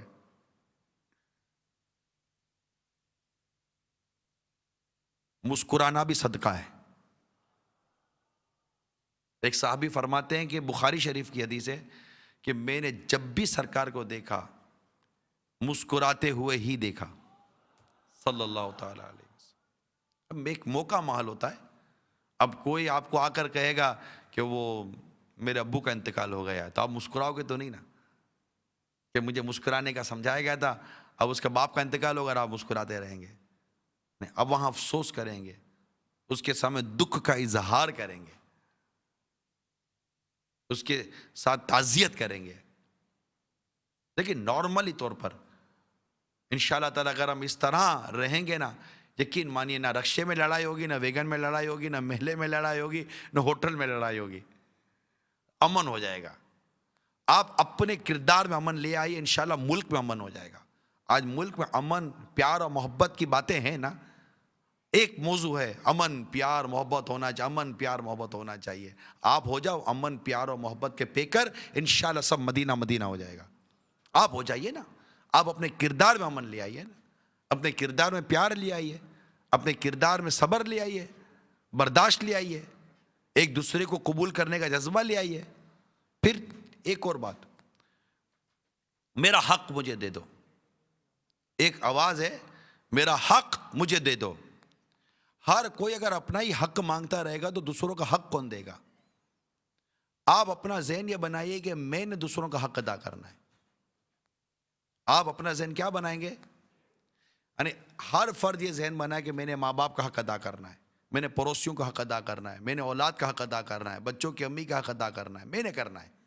میں آپ سے اس بات کر، ٹھیک ہے، میں نے حق ادا کرنا ہے، میں نے راہ چلنے والوں کا حق ادا کرنا ہے، میں نے گاہک کا حق ادا کرنا ہے، میں نے مسجد کا حق ادا کرنا ہے، میں نے اسلام کا حق ادا کرنا ہے، میں نے قرآن کا حق ادا کرنا ہے، میں نے اہل بیت کی محبت کا حق ادا کرنا ہے، محبت صحابہ کا حق ادا کرنا ہے۔ اگر آپ کا اور ہم سب کا یہ ذہن بن جائے میں نے حق ادا کرنا ہے، جب سارے ایک دوسرے کے حقوق ادا کرنے والے بنیں گے، میں نے سوچا کہ میں آپ کا حق ادا کروں گا تو کوئی سوچے گا کہ وہ میرا حق ادا کرے گا نا، کیونکہ ہر کوئی اپنے اوپر سے حق اتارے گا، نہ کہ سب سے حق مانگے گا۔ اگر سارے کے سارے حق ہی مانگتے رہیں گے تو حق دے گا کون؟ ہم دوسروں کے حقوق ادا کرنے والے بن جائیں کہ مجھ پر کسی کا حق نہ رہ جائے، مجھ پر کسی کا قرضہ نہ رہ جائے، میں ظالم بن کے نہ مروں، میں مظلوم بن کے مروں، میں اس حال میں نہ مروں کہ میں ظالم ہوں۔ ظالم تو یزید تھا، یزید سے نفرت ہے نا، ہونی چاہیے۔ یزید کون تھا؟ بولو ظالم۔ یزید کون تھا؟ یزیدی کون تھے؟ ظالم۔ اور امام علی مقام مظلوم۔ ان کے رفقا کیا تھے؟ مظلوم تھے۔ ظالم کون تھا؟ یزید اور اس کا لشکر، اور مظلوم کون تھے؟ امام علی مقام اور ان کے رفقا۔ تم ظالم بن کے جینا چاہتے ہو کہ مظلوم بن کر؟ مظلوم، کہ میرے امام مظلوم تھے، مظلوم بن کے جئیں گے تو مظلوم آستین نہیں چڑھایا کرتے، مظلوم تڑیا نہیں مارا کرتے، مظلوم بدماشیاں نہیں، مظلوم شریف آدمی ہوتا ہے، مظلوم یہ شریف آدمی ہوتا ہے۔ شریف آدمی بدماشیاں نہیں کرتے، جو بدماشی کرے وہ شریف نہیں ہوتا، اور جو شریف ہو وہ بدماشی نہیں کرتا۔ شریف آدمی نہیں بولے گا مجھے جانتا نہیں ہے، یہ شریف آدمی تھوڑی بولے گا مجھے جانتا نہیں ہے، بتاتا ہوں۔ یہ شریف آدمی کبھی نہیں بولے گا۔ شریف آدمی تو شریف ہوتا ہے، اس کو دھکا بھی مارو تو بیچارہ کیا کر لے گا، شریف آدمی ہے، ڈرپوک نہیں، شریف۔ ہم ڈرتے ہیں اللہ سے، لوگوں پر ظلم کرنے سے ڈریں گے، ہم اللہ سے ڈریں گے۔ ہمیں جہنم سے ڈر لگتا ہے، جہنم کی آگ سے ڈر لگتا ہے، قبر کے اندھیرے سے ڈر لگتا ہے۔ مظلوم رہیں گے، مظلوم مریں گے، انشاءاللہ قبر میں بھی نور ہوگا اور قیامت کے دن بھی نور ملے گا انشاءاللہ تعالی۔ اللہ عمل کرنے کی توفیق عطا فرمائے۔ تو مظلوم رہنا، مظلومیت یہ درس کربلا ہے، مظلوم رہے۔ پھر والد کا جذبہ دیکھیے کہ علی اکبر رضی اللہ تعالیٰ عنہ اجازت مانگ رہے ہیں کہ ابا اجازت دے دو کہ میں بھی اللہ کی راہ میں شہید ہونا چاہتا ہوں۔ والد صاحب نے اپنا بیٹا راہ خدا میں قربان کر دیا۔ درس کربلا ہے۔ آپ بھی اپنا ایک آدھ بیٹا دے دو بھائی دین کی راہ میں،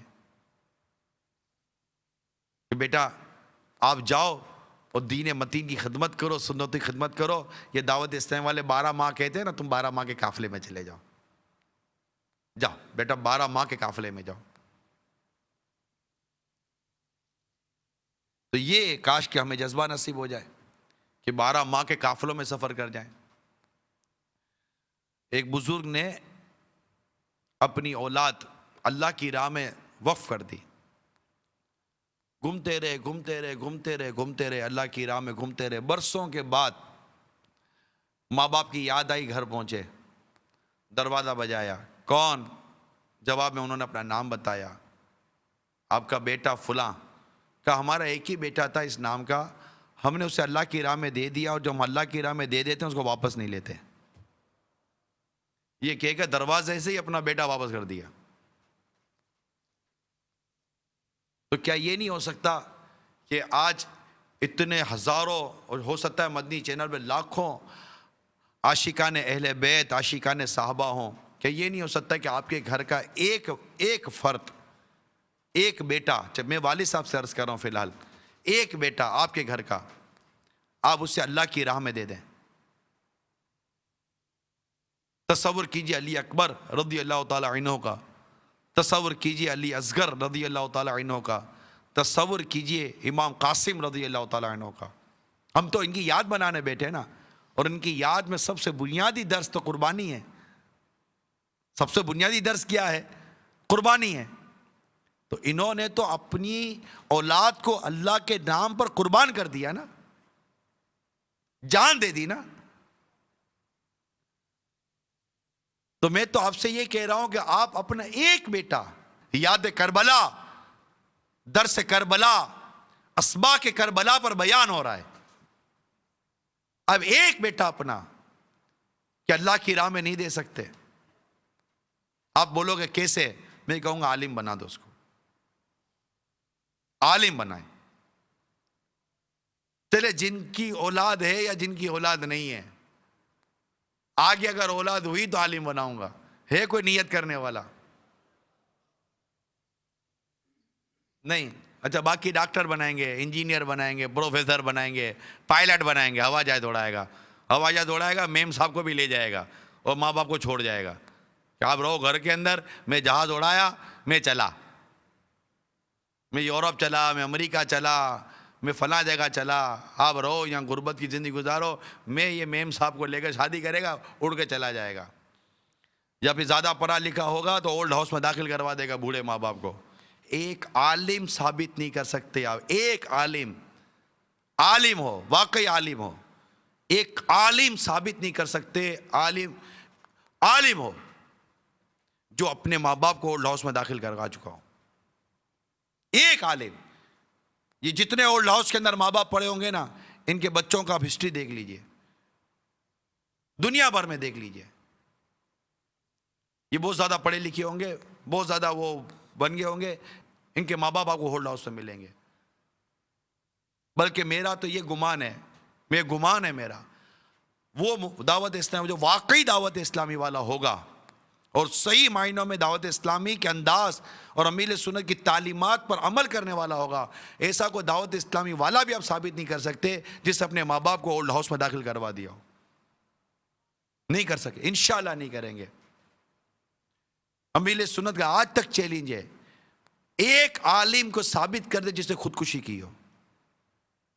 ایک عالم، واقعی عالم ہو، دین کا عالم ہو، دین پڑھا ہو، اس نے خودکشی نہیں کرے گا. یہ پڑھے لکھے اور اس طرح کے لوگ خودکشیاں کر جاتے ہیں تنگ آ کر. عالم اللہ کی رضا پر راضی رہے گا، ماں باپ کی خدمت کرے گا، بیوی بچوں کے حق ادا کرے گا. عالم ہے وہ، معاشرے کو اچھا بنائے گا. یونیورسٹی اور کالجز کے جب امتحانات ہوتے ہیں تو باہر رینجرز کھڑی ہوئی ہوتی ہے، پولیس کھڑی ہوئی ہوتی ہے نہیں ہوتی؟ ہوتی ہے نہیں ہوتی؟ کہ اندر میں لڑائی ہو جائے گی. کبھی کسی مدرسے کے باہر پولیس دیکھیے کہ امتحان ہو رہا ہے مدرسے کا اور اس کے باہر پولیس اور رینجرز کھڑی ہوئی ہو؟ نہیں. کبھی کسی سنی جامعہ کے باہر جب امتحان ہو رہا ہو جا کر یہاں بھی امتحانات ہوتے ہیں طلبہ کے. کئی طلبہ جامعہ کے یہاں آتے ہیں، یہاں بھی امتحان ہوتے ہیں. پتہ بھی نہیں ہوتا کہ کب امتحان ہوئے کب امتحان ختم ہو گئے. جو علم سیکھے گا، علم دین سیکھے گا، عاشق صحابہ اور عاشق اہل بیت، صحیح معنی میں عاشق رسول ہوگا، اس سے آپ اس طرح کی چیزیں نہیں دیکھو گے اور یہ معاشرہ سنواریں گے. اگر آپ اپنے بچوں کو عالم، مفتی اور حافظ نہیں بنائیں گے، دین کا نظام، دین کا یہ سارا معاملہ کیسے چلے گا؟ آپ بتائیے. مسجد میں امام ہم کو چاہیے، مسئلہ پوچھنا ہے تو عالم و مفتی ہم کو چاہیے، اور آپ بولو کہ ہم نہیں دے سکتے. ایک تعداد ہے جو نہیں دیتی. تو کربلا میں تو دین بچایا گیا نا، اور دین بچانے کے لیے اپنی اولاد قربان کی گئی. آج گناہوں کی جو اتنی یلغار آئی ہوئی ہے معاشرے پر، کیا اس کے متعلق آپ کو کوئی احساس نہیں آ رہا کہ بیٹا ذہن بنائیے، بیٹا تو عالم بن جا، عالم بن اور دعوت اسلامی کا مبلغ بن اور دنیا بھر میں نیکی کی دعوت عام کر. آپ ڈریے اس وقت سے کہ یہ بچے کچے کپڑے بھی کہیں ایسا نہ کم ہو جائیں جو عورتوں کی بدنوں پہ رہ گئے. ڈریے اس وقت سے. آج آپ کے میری بچیاں وہ کپڑے نہیں پہن رہی، لیکن کل معاشرہ کس سمت جاتا ہے آپ اور میں نہیں جانتے. اندازہ کیجئے 10 سال پہلے چلے جائیے، اب آج 10 سال کے بعد سوچئے، آئندہ 10 سال کا سوچئے کہ حالات کیا ہونے والے ہوں گے، ایک اندازہ کیجئے۔ اگر ہم اسی طرح نیکی کی دعوت سے سستی کریں گے، علم دین سے دور رہیں گے، اپنے بچوں کو مدارس سے دور رکھیں گے، حافظ نہیں بنائیں گے، عالم نہیں بنائیں گے، مفتی نہیں بنائیں گے، مبلغ نہیں بنائیں گے، کیسے کام چلے گا؟ آپ کے گھر پر ایک پریشانی آتی ہے، آپ اپنا بچہ اٹھا کر انگریزوں کے حوالے کر دیتے ہو، بیٹا جا کما کر لے آ، بھلے کفرستان میں رہنا پڑے لیکن کما کر لا۔ ماں بیمار ہے تو باپ بولتا ہے بیٹا آنے کی ضرورت نہیں ہے، میں ہوں نا، تو صرف ان کو ڈالر اور پاؤنڈ اور درہم اور دینار بھیجتا رہے۔ بیوی بیمار ہے، نہیں نہیں بیٹا آنے کی ضرورت نہیں ہے، تیرے ماں باپ زندہ ہے نا، تو صرف ادھر سے پیسے بھیجتا رہے، تجھے آنے کی ضرورت نہیں ہے۔ گھر میں خوشی ہے، غم ہے، کوئی آنے کی ضرورت نہیں ہے، تو بیٹا دولت بھیجتا رہے، پیسے بھیجتا رہے، ہمارے حالات صحیح نہیں ہیں، تو آئے گا ٹکٹ کا خرچہ ہوگا، ایئر لائن کا خرچہ ہوگا، اتنا خرچہ کرنے کی کیا ضرورت ہے؟ اور اگر ایسا ہی کوئی بیٹا باہر کسی نیکی کی دعوت کے لیے، تبلیغ دین کے لیے ہو تو کہیں گے ہیں اللہ نے یوں تھوڑی کوئی بولا ہے کہ گھر میں اتنی بڑی مصیبت آ گئی ہے اور یہ اللہ کی راہ میں، اس کو تھوڑی بولیں گے بیٹا اور اللہ کی راہ میں سفر کر اور ان کے لیے دعا کر اور ایصال ثواب کر، اس کو کوئی نہیں بولے گا، اس کو یہی بولیں گے واپس آ جا، گھر میں پریشانی ہے، اور دولت کما رہا ہوگا تو بیٹا آنے کی ضرورت نہیں ہے، گھر میں پریشانی ہے یا نہیں ہے؟ یہ ہماری مینٹیلٹی ہے، ہماری سوچ ہے کہ اگر کوئی اللہ اور اس کے رسول کے نام پر قربانی دے رہا ہے تو اس کی قربانی کو ہم اس نظر سے دیکھ رہے ہیں، اور کوئی دولت کما رہا ہے تو اس کو اس نظر سے دیکھ رہے ہیں۔ لاکھوں کروڑوں لوگ ہمارے ملک سے باہر ہیں کمانے کے لیے، ہیں یا نہیں ہیں؟ اللہ کی راہ میں کتنے لوگ سفر میں ہیں؟ لاکھوں کروڑوں مسلمان دنیا بھر میں سفر کر رہے ہوتے ہیں، راہ خدا میں کتنے سفر کر رہے ہوتے ہیں؟ آپ بتائیے، آج تو آپ ماشاءاللہ سفر کر کر آئے ہیں، آج تو آپ کو اندازہ ہو جائے گا آپ نے کتنوں کو دعوت دی تھی کہ آئیے، کتنے آئے؟ اور اگر کہتے کہ فلاں جگہ پر نوٹیں بٹیں گی تو فلاں جگہ پر یہ ہوگا تو آپ سے پہلے وہ پہنچے ہوئے ہوتے، ایک تعداد ہے۔ تو اگر یہ صورتحال پر آپ کی نظر نہیں ہے، میڈیا کی بے حیائی اور برائیوں پر اگر آپ کی معلومات نہیں ہے، میں نہیں کہوں گا نظر نہیں ہے، اللہ کرے کہ اس پر نظر پڑے ہی نہ ہماری، تو کیا میڈیا کے ذریعے پھیلنے والی برائی اور بے حیائی آپ کے علم میں نہیں ہے؟ کیا سود کا کاروبار ہماری جڑوں کو کھوکھلا کر رہا ہے، سود آپ کے علم میں نہیں ہے؟ جگہ جگہ رشوت کا لین دین ہو رہا ہے کہ آپ کے علم میں نہیں ہے؟ آپ ہی کے ملک کے اندر کچی شرابیں پی کر سال میں نہ جانے کتنے لوگ مر جاتے کہ آپ کے علم میں نہیں ہے؟ آپ جس شہر علاقے میں رہتے کیا وہ شراب کے اڈے نہیں ہیں؟ کیا وہ جوئے کے اڈے نہیں ہیں؟ کیا وہ بدکاری کے اڈے نہیں ہیں؟ کیا گلی کوچوں کے اندر نوجوان نشے کے عادی نہیں بن رہے، منشیات کے عادی نہیں بن رہے؟ کوئی چرس پی رہا ہے، کوئی ہیروئن پی رہا ہے، کوئی کوکین پی رہا ہے، اور یہ مافیا ہمارے بچوں کو نشے کا عادی بنا رہی، کیا یہ آپ کے علم میں نہیں ہے؟ مسجدیں خالی ہوتی جا رہی ہے کہ آپ کے علم میں نہیں ہے؟ گناہوں بھرے تفریح گاہیں آباد ہوتی جا رہی ہے کہ آپ کے علم میں نہیں ہے؟ سنیما گھر آباد ہو رہے ہیں، شاپنگ سینٹروں میں نئے نئے سنیما کھولے جا رہے ہیں، کیا یہ آپ کے علم میں نہیں ہے؟ ہمارے معاشرے کی مسلمان بچیاں ناچ رہی ہیں ماں باپ کے سامنے، کیا یہ آپ کے علم میں نہیں ہے؟ نوجوانوں کے کپڑے آدھے ہو گئے، آدھے ننگے ہو کر گھومتے، کہ آپ کے علم میں نہیں ہے؟ آپ کے علم میں کیا نہیں ہے؟ اس کے بعد بھی ہمارا اور ہمارے گھر کا کردار کیا ہے اس کی درستی کے لیے؟ اس راہ میں بھی قربانی دینی پڑے گی، مصیبت آئے گی، پریشانی آئے گی، تکلیف آئے گی، برداشت کریں گے اور انشاءاللہ معاشرے میں تبدیلی لائیں گے۔ ایک واقعہ میرے پاس لکھا ہے ضمن میں کہ کتنا مطلب کہ وہ جذبہ ہمارے بزرگوں میں ہوا کرتا تھا۔ صلو علی الحبیب صلی اللہ تعالی علی محمد، توبوا الی اللہ، یہ حضرت سیدنا مالک بن فضالہ رضی اللہ تعالی عنہ، حضرت سیدنا حسن رضی اللہ تعالی عنہ سے روایت کرتے ہیں، سابق امتوں میں ایک بزرگ تھے اور ان کا نام تھا عقیب، عین سے ہے عقیب۔ لوگوں سے الگ تھلگ پہاڑی میں رہا کرتے تھے اور اللہ کی عبادت میں مصروف رہتے۔ ایک مرتبہ انہیں خبر ملی کہ قریبی شہر میں ایک ظالم جابر بادشاہ ہے جو لوگوں پر بہت ظلم کرتا ہے اور بلا وجہ ان کے ہاتھ پاؤں ناک وغیرہ کاٹ ڈالتا ہے۔ جب آپ کو یہ اطلاع ملی تو آپ کے اندر امر بالمعروف و نہی عن المنکر یعنی نیکی کی دعوت دینے اور برائی سے منع کرنے کا ایک عظیم جذبہ شدت سے ابھرا ہے۔ ایسا ہو رہا ہے، اور اپنے آپ سے کہنے لگے مجھ پر یہ لازم ہے کہ میں اس ظالم کو اللہ سے ڈرنے کی تلقین کروں اور اسے عذاب الہی سے ڈراؤں۔ چنانچہ آپ امر بالمعروف و نہی عن المنکر کے عظیم جذبے کے تحت پہاڑ سے اترے اور اس ظالم حکمران کے پاس پہنچ کر اس سے بڑی ہی جرت مندانہ انداز میں فرمایا، تو اللہ سے ڈر۔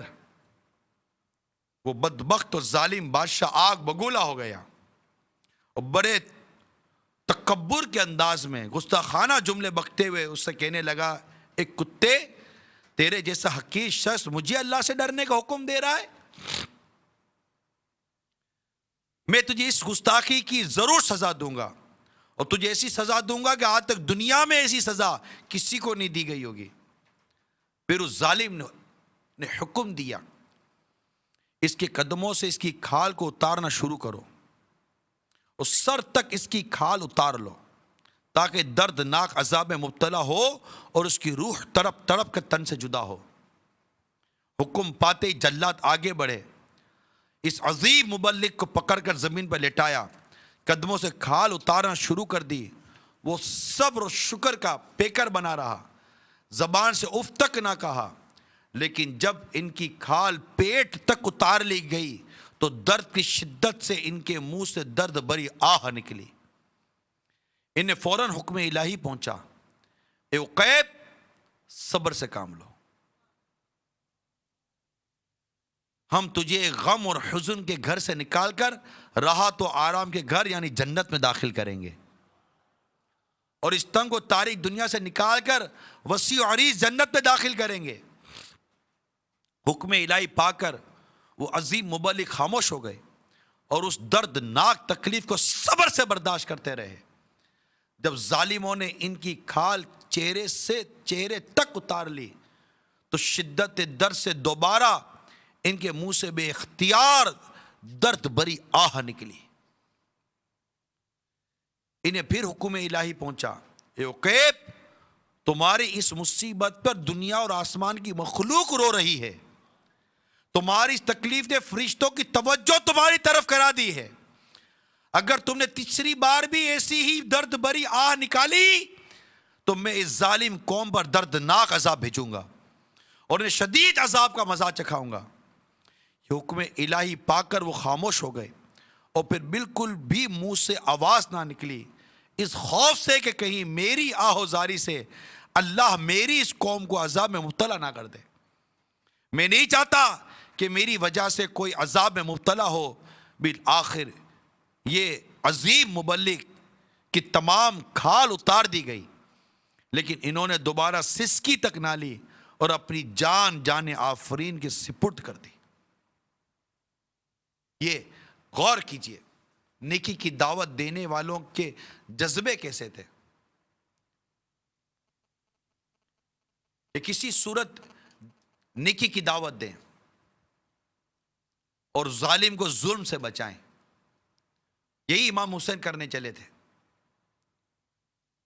ظلم سے بچانے چلے تھے اور صبر کیا، اللہ کی رضا پر راضی رہے اور خود کو اور اپنے گھر والوں کو اللہ کے نام پر قربان کر دیا۔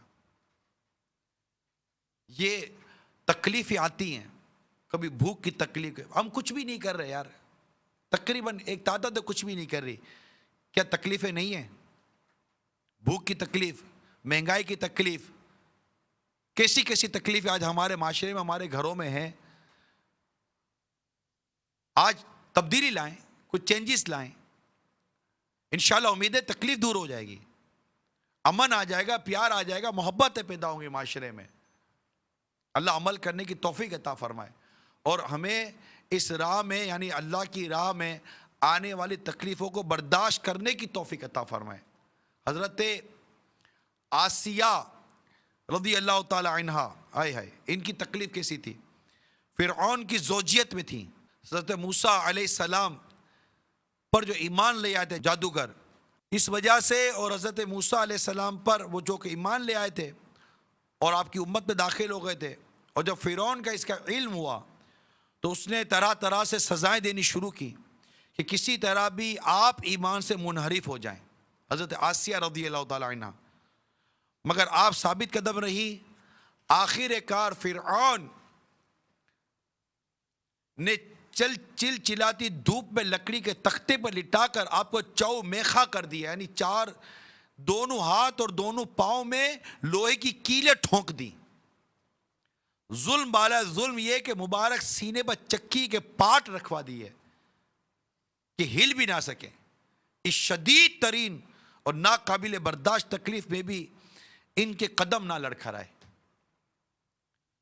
اور بے قرار ہو کر اپنے رب تعالیٰ کی بارگاہ میں عرض کرنے لگی, اے میرے رب, میرے لیے اپنے پاس جنت میں گھر بنا اور مجھے فرعون اور اس کے کام سے نجات دے اور مجھے ظالم لوگوں سے نجات بخش.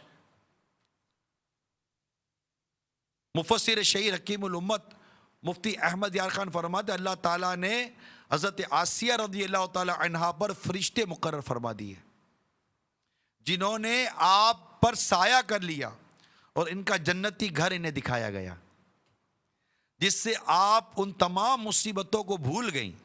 اور بعض روایت میں ہے کہ اللہ تعالیٰ, بعض روایت میں ہے کہ آپ ماں جسم آسمان پر اٹھا لی گئی. حضرت آسیہ رضی اللہ تعالی عنہ جنت میں ہمارے حضور کے نکاح میں ہوں گی. تو یہ تکالیف تو اس راہ میں آتی ہیں. اللہ تبارک و تعالی ہم سب کو تکلیفیں برداشت کرنے کی توفیق عطا فرمائے اور ہمیں ان برائیوں جو ہمارے معاشرے میں عام ہو رہی, جس کی طرف میں آپ کی توجہ دلانا چاہ رہا ہوں, ان برائیوں کو ختم کرنا اللہ تعالی ہمیں نصیب فرمائے. تو کون کون نیت کرتا ہے اپنے بچے کو عالم بنانے کی؟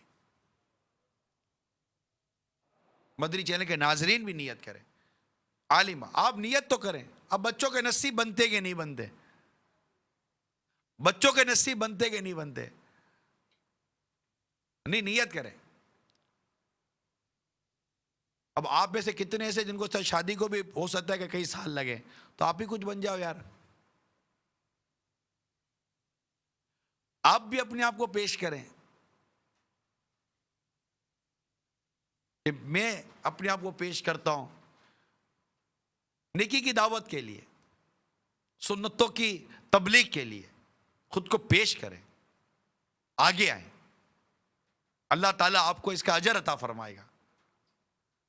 12 ماہ کے مدنی قافلوں میں سفر کیجئے, اللہ توفیق دے وقف مدینہ ہو جائے. یقین مانیے بہت آ جاتے. جب دنیا بھر میں دورہ کریں گے تو پتہ چلے گا کہ دنیا بھر کے مسلمانوں کی حالت کیا ہے. شرابیں پیتے ہیں ہمارے مسلمان, دنیا بھر میں شرابیں پیتے ہیں, اتنی شراب پیتے ہیں میں وہ کیا بتاؤں, اتنا جوا کھیلتے ہیں کہ کیا بتاؤں, معاذاللہ اتنی بدکاریوں میں مبتلا ہے کہ میں وہ کیا بتاؤں. میں تو ان ماں باپ سے عرض کرتا ہوں کہ جن کے اولاد ملک سے باہر ہے, آپ خبر گیری کریں. میں نہیں کہتا کہ آپ کا بچہ برا ہی ہوگا, مگر خبر گیری رکھیں کہ آپ کا بچہ کر کیا رہا ہے. ایسا نہ ہو کہ جب پتہ چلے دیر ہو چکی ہو, نشے کا عادی ہو جاتا پتہ نہیں چلتا, جواری بن جاتا پتہ نہیں چلتا, طرح طرح کے برے لوگوں میں پھنس جاتا پتہ نہیں چلتا. صرف دولت ہی کو سب کچھ مت سمجھیے. اللہ تعالی ہم سب کو توفیق عطا فرمائے کہ ہم اپنے بچوں کی خبر گیری رکھیں. تو ایک کاش کو 12 ماہ والے مل جائیں آپ میں سے, ہم انشاءاللہ 12 ماہ راہ خدا میں سفر کریں گے. زندگی میں ایک بار تو 12 ماہ کی نیت کر ہی لیں یار. کہ اللہ مجھے توفیق دے، میں نیت کرتا ہوں کہ مرنے سے پہلے ایک ساتھ دعوت اسلامی کے مدنی قافلے میں 12 ماہ سفر کروں گا. نہیں، ہاتھ اٹھا کر رکھے. پکی دیکھیں، جھوٹ کے خلاف جنگ، جھوٹ نہیں بولنا. پکی نیت دل میں بنتی ہے تو نیت کریں. پکی نیت ہے کہ میں انشاءاللہ تعالی مرنے سے پہلے میں نیت کرتا ہوں اس سال، اگلے سال، اس کے اگلے سال، مجھے جب بھی موقع ملے گا میں دعوت اسلامی کے مدنی قافلے میں یک مشت ایک ساتھ 12 ماہ سفر کروں گا. کون کون نیت کرتا ہے؟ انشاءاللہ سچی نیت کا ثواب ملے گا، نیت پر ثواب ملے گا. اور ہر سال یعنی کہ ہر 12 ماہ میں یک مشت ایک ساتھ پورے ماہ کا قافلہ 30 دن کا. آج یہ محرم الحرام کا پہلا مہینہ ہے نا، اسلامی پہلا مہینہ ہے محرم. اگلے محرم تک، اگلے ذوالحجہ تک، ذوالحجہ یہ آخری مہینہ ہوتا ہے. ان ماہ میں، پورے سال میں ہے کوئی جو نیت کرے کہ میں انشاءاللہ ایک ساتھ پورے 30 دن کے قافلے میں سفر کروں گا؟ کوئی نیت کرتا ہے؟ پورا ماہ یہ اس سال کے اندر کم ہے یار، ایسا نہیں کرو یار. میں نہیں کہتا جھوٹا ہاتھ اٹھائیں، لیکن دل کو منائیں، دل کو منائیں، دل کو مضبوط کریں کہ ضرورت ہے، مجھے بھی ضرورت ہے. ہمیں بھی جب سفر کریں گے تو پتہ چلے گا کہ نمازیں پڑھنی آتی ہے نہیں آتی، ہمیں وضو کرنے آتا ہے نہیں آتا، ہمیں غسل کرنے آتا ہے نہیں آتا، ہمیں کپڑے ناپاک ہو جائے تو پاک کرنے کا طریقہ آتا ہے نہیں آتا. یہ تو جب آپ قافلوں میں سفر کریں گے تو پتہ چلے گا. جب مساجد کی ویرانی دیکھیں گے تو پتہ چلے گا. بعض علاقوں کے بارے میں پتہ چلتا ہے کہ مسلمان رہتے ہیں مگر مسجد ویران ہے. امام حسین کی قربانی کو یاد کرو، انہوں نے جانے دے دی کہ کیا آج 1400 برس کے بعد آقا کی امت کیا مسجد ویران رکھے گی؟ کیا مسجدوں میں تالے پڑے رہیں گے؟ کیا مسجدوں میں پرندے گھونسلے بنا کر بچے دیں گے، انڈے دیں گے، اور نمازی مسجد میں نہیں جائیں گے، تالا نہیں کھلے گا مسجد کا؟ کیا یہ قربانیاں اس بات کا تقاضا نہیں کرتی ہم سے کہ ہم نے اللہ کی راہ میں جان قربان کر دی؟ تم 12 ماہ میں 30 دن قربان نہیں کر سکتے یار. ہمت کیجئے. ہے کوئی نیت کرنے والا؟ ہو سکتا ہے اضافہ ہو گیا ہو. ماشاءاللہ نیت کریں، ہمت کیجئے، اور کم از کم ہر ماہ 3 دن مدنی قافلے میں سفر کی کوئی نیت کرتا ہے؟ ہر ماہ سچی نیت، پکی نیت. کچھ بھی ہو جائے میرا ماہانہ مدنی قافلہ نہیں چھوٹے گا. انشاءاللہ آپ دیکھیے مدینہ مدینہ ہو جائے گا. تکلیفیں آئیں گی، صبر کریں گے. پریشانی آئیں گی، صبر کریں گے. ٹھیک ہے؟ اور انشاءاللہ ہم نے جو نیت کی ہے، ہم اللہ سے دعا کرتے یا اللہ اس کا ثواب، دیکھیں سچی نیت پر ثواب ملے گا، سچی نیت پر ثواب ملے گا اللہ کی رحمت سے. ہم دعا کرتے یا اللہ اس کا ثواب امام حسین اور آپ کے رفقا کو ایصال کرتے ہیں رضی اللہ تعالی عنہ، ان کے ایصال ثواب کے لیے، اور تمام ان شہداء کے لیے جو اسلام کے نام پر شہید ہو گئے، ان تمام شہداء کے لیے.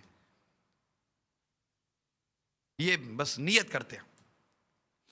اللہ عمل کرنے کی توفیق عطا فرمائے. صلو علی الحبیب صلی اللہ تعالی علی محمد. توبوا الی اللہ. صلو علی الحبیب صلی اللہ تعالی علی محمد. آپ کے علاقے کی مساجد میں فیضان سنت کے درس ہوتے ہوں گے. درس دینے یا سننے کی کوئی نیت کرتا ہے؟ دینے یا سننے کی؟ ماشاءاللہ اللہ آپ کے اٹھے ہوئے ہاتھوں کی لاج رکھے. دیکھیں دوبارہ کہے تو جھوٹی نیت نہیں ہے، سچی نیت.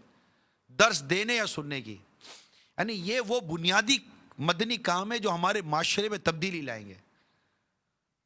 اچھا ایک نیت اور آپ سے کراؤں گا میں. اور اس کا سارا ثواب ہم شہدائے کربلا کو کر رہے ہیں. ٹھیک ہے, ایک نیت اور کرواتا ہوں. کوئی ایسا ہے جو یہ آج نیت کر لے کہ میں ایک تو نماز تو چھوڑنی نہیں ہے, ٹھیک ہے, میں جب بھی نماز کے لیے جاؤں گا اپنے ساتھ کسی ایک کو نماز کے لیے لے جاؤں گا. یہ کون نیت کرتا ہے؟ ایک, یعنی ایک بے نمازی کو نمازی بنا دیجئے, صحیح معنوں میں. ہاتھ اٹھائیں. ایک بے نمازی کو نمازی بنانے کے لیے میں ہاتھ اٹھوا رہا ہوں. اور لے کے جائیے.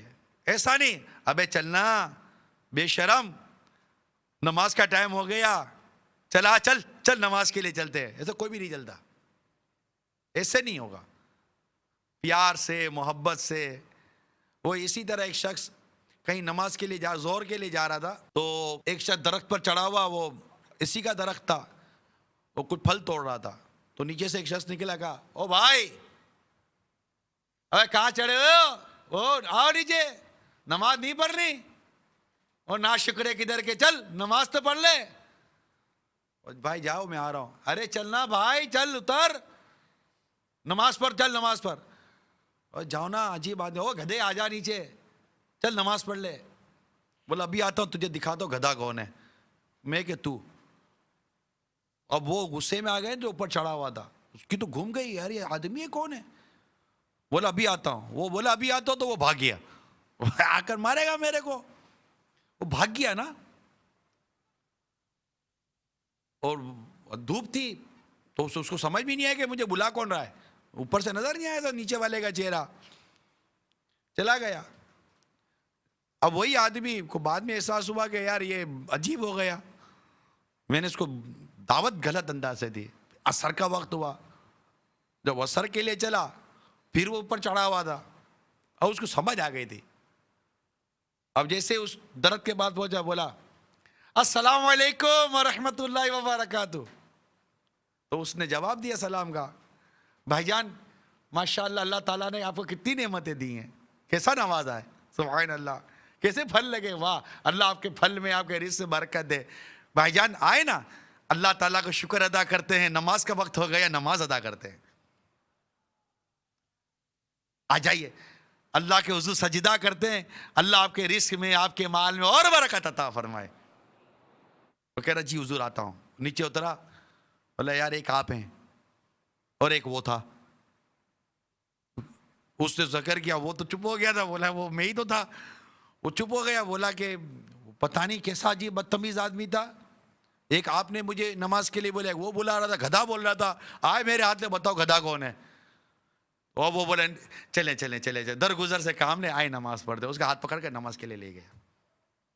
تو نماز نیکی کی دعوت دینے کا کوئی انداز ہوتا ہے, طریقہ ہوتا ہے. اب بدتمیزی سے کسی کو تمیز سکھانی ہے تو تمیز ہی سے سکھائیں گے نا. ناپاک کپڑا اگر پاک کرنا ہے تو پاک پانی سے ہوگا, ناپاک پانی سے تو کپڑا پاک نہیں ہوگا نا. برائی نیکی سے ختم کی جائے گی, نفرت محبت سے ختم کی جائے گی, آگ پانی سے بجھائی جائے گی. تو اب آپ بے نمازی کو جب دعوت دینی ہے تو کلاس اس کو جھاڑنا نہیں ہے, محبت اور پیار سے آئیے نماز پڑھتے. ماشاء اللہ سبحان. بس امیر نے سننے تو بڑا پیارا مدنی پھول دیا نیکی کی دعوت دینے والوں کے لیے, جو اللہ کا دورہ برا نیکی کی دعوت میں شرکت کرتے ہیں. اور جب وہ کسی کو مسجد کی طرف لے کے جاتے ہیں تو آپ فرماتے ہیں کہ یہ نہ سوچو کہ میں اس کو مسجد کی طرف لے کے جا رہا ہوں, بلکہ یہ سوچیے کہ اللہ تعالیٰ نے مجھ پر احسان کیا کہ مجھے توفیق دی کہ میں ایک اللہ کے بندے کو مسجد کی طرف لے کے جا رہا ہوں. نیکی کی دعوت اگر کوئی دیتا ہے تو اللہ کی توفیق سے دیتا ہے, جتانا نہیں ہے, بلکہ وہ تو ہمارے ثواب و نیکی کمانے کا ذریعہ بن رہا ہے. تو اس طرح پیار و محبت کے ساتھ کون نیت کرتا ہے کہ کم از کم ایک بے نمازی کو اپنے ساتھ مسجد میں لے جائے گا. اچھا اس میں آپ کا بیٹا بھی شامل ہے, معذرت کے ساتھ, اس میں آپ کا بیٹا بھی شامل ہے. اچھا آپ کے ابو بھی شامل ہیں. اب ابو کو بیٹے کو دونوں کو لے جانے کا طریقہ الگ ہوگا, ہے کہ نہیں. اب ابو بیٹا نہیں ہے, بیٹا ابو نہیں ہے, لیکن دونوں کے ساتھ نرمی کرنی ہے. ہاں اولاد کے ساتھ سختی کی جہاں اجازت ہے، جس کا امیر سنت نے مدنی مذاکرے میں فرمایا تھا، وہ ایک اپنی جگہ پر ہے. نارملی طور پر نرمی سے ہی کام لیا جاتا ہے. فلاح و کامرانی نرمی اور آسانی میں، ہر بنا کام بگڑ جاتا ہے نادانی میں، ڈوب سکتی نہیں موجوں کی طغیانی میں، جس کی کشتی و محمد کی نگہبانی میں. تو نرمی اور نرمی، پیار سے نیکی کی دعوت دیں گے، انشاءاللہ نماز وہ پڑھے گا. اور اگر آپ دیکھیں گے کوئی نمازی مستقل آپ کی مسجد میں نماز پڑھنے کے لیے آتا ہے، کبھی نہیں آ رہا تو جا کر اس کی خبر گیری لیجئے. ہو سکتا ہے بیچارہ بیمار ہو گیا، اس کی عیادت کر لیجئے، غمخواری کر لیجئے، پریشانی ہو گئی ہوگی کہ آپ مسجد میں نظر نہیں ہے اس لیے میں آپ کو دیکھنے کے لیے آ گیا. سستی بھی آ سکتی ہے. تو ہماری مسجد آباد ہونی چاہیے. مسجد برو تحریک، مسجد برو تحریک. دیکھیں یہ ہے مدنی چینل. مدنی چینل آپ کو نمازی بناتا ہے. مدنی چینل آپ کو تقوی پرہیزگاری سکھاتا ہے. مدنی چینل آپ کو سود سے بچاتا ہے. مدنی چینل آپ کو رشوت سے بچاتا ہے، کیونکہ مدنی چینل تقوی پیدا کرواتا ہے، پرہیزگاری پیدا کرواتا ہے. تو جو گھر کے اندر اس وقت مدنی چینل کے ناظرین ہیں، اگر کوئی معنی شرعی نہیں ہے، شرعی رکاوٹ نہیں ہے، تو مسجد میں جا کر نماز با جماعت ادا کیجیے. اور اپنے ساتھ کسی ایک بے نمازی کو مسجد میں لے کے جائیے انشاءاللہ مدینہ میں. یہ مت سوچئے ابے یار میرا کیا جاتا ہے، پڑے رہنے دو نوجوانوں کو گلی کے کوئی. نہیں، یہ پڑے رہنے دو نا، یہ کل آپ کا بچہ جب وہاں پڑا ہوا ہوگا نا تو آپ کو تکلیف ہوگی. گلیوں کی یہ تو مین گندگی ہے، گناہوں کی گندگی، اللہ کی نافرمانی، یہ اصل گندگی ہے. اس کی طرف توجہ نہیں ہے. اگر آپ کی گلی میں 4 دن تک کچرا صاف نہ ہو تو آپ کو بے چینی ہو جاتی ہے. یہ اس سے بڑا کچرا کیا ہوگا، اس سے بڑی گندگی کیا ہوگی کہ یہ گلی کے کونے پہ بیٹھ کر نوجوان نمازیں چھوڑ رہے ہیں اور آتی جاتی ماں بہنوں کو چھیڑتے ہیں، بدتمیزیاں کرتے ہیں، برائیاں کرتے ہیں. اس سے بڑھ کر کیا گلی کا کچرا اور گلی کی گندگی ہوگی. اس کو صاف کرنے کے لیے نیکی کی دعوت دینی ہے. ان نوجوانوں کو، ان بیچاروں کو پکڑ کر مسجد میں لے کے جانا ہے. یہ انشاءاللہ ایک بار مسجد کا راستہ دیکھ لیں گے، مدینہ مدینہ ہو جائے گا. نمازی بنا دیجئے. اچھا پھر نماز سکھانی بھی ہے، پکڑ کر نماز کے لیے لے گئے، نماز سکھانی ہے. نماز کے فرائض، نماز کے واجبات، نماز کے شرائط سب سکھانا ہے. اس کے لیے ان کو دعوت اسلامی کے ماحول میں لے کر آئیے، مدنی قافلوں میں سفر کروائیے تاکہ نماز سیکھیں. اللہ تبارک و تعالی قرآن پاک میں فرماتا ہے ان الصلاۃ تنہی عن الفحشاء والمنکر، کہ بے شک نماز برائی اور بے حیائی کے کاموں سے بچاتی ہے. ایک بار صحیح نمازی بن جائے، ایک بار صحیح نمازی بن جائے، انشاءاللہ تعالی یہ گناہوں سے بچ جائے گا. آپ ایک کام کریں، اپنی اور دوسرے کی نماز درست کر لیجئے، قرات درست ہو جائے، تلاوت درست ہو جائے، رکوع اور سجود درست ہو جائے، قیام اور دیگر فرائض و واجبات درست ہو جائے، نماز درست ہو جائے. نماز میں ایسی کشش ہے. ایک شخص تھا، کسی عورت پر وہ محبت میں پھنس گیا اس کی. اب اس نے کیا کیا، عورت کو لیٹر لکھا کہ میں محترمہ میں تمہاری محبت میں گرفتار ہوں، اور جو اس کو محبت نامہ لکھ دیا عورت کو.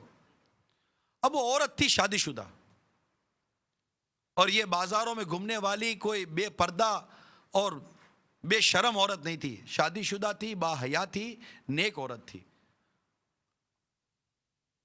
شوہر بھی نیک تھا. اس نے وہ لیٹر لے کر اپنے شوہر کو دے دیا کہ فلاں آدمی نے یہ لیٹر بھیجا ہے. یہ وہ عورت نہیں تھی جو ایس ایم ایس کے ذریعے، چیٹنگ کے ذریعے دوسرے غیر مردوں سے لگی رہتی ہیں. یہ نیک عورت تھی، پرہیزگار عورت تھی، با حیا عورت تھی، شوہر کی وفادار عورت تھی. اس نے لیٹر لیا اور اپنے شوہر کو دے دیا. اب شوہر بھی وہ بدماش نہیں تھا، اوے کون ہے میری بیوی کو لیٹر لکھنے والا، آئے سامنے دیکھتا ہوں. نہیں، وہ شریف آدمی تھا، وہ اپنے گھر کی عزت کو سنبھالنا آتا تھا اس کو. اس نے کیا کہا، اچھا اتفاق یہ کہ وہ ساتھ والی ایک مسجد کا امام بھی تھا. اس نے کہا کہ آپ اس کو جواب لکھو کہ تم فلاں مسجد میں فلاں امام کے پیچھے 40 دن تک 5 نماز با جماعت ادا کرو، اس کے بعد میں تم سے مزید جواب دوں گی. اب وہ جب جواب الجواب آیا تو اس کو تو مزے لگے کہ چلو رپلائی آیا، رسپونس آیا، نیچر تو اس کا ایسا ہی تھا. خیر اس نے لیٹر لیا، اب کیا کرے گا وہ.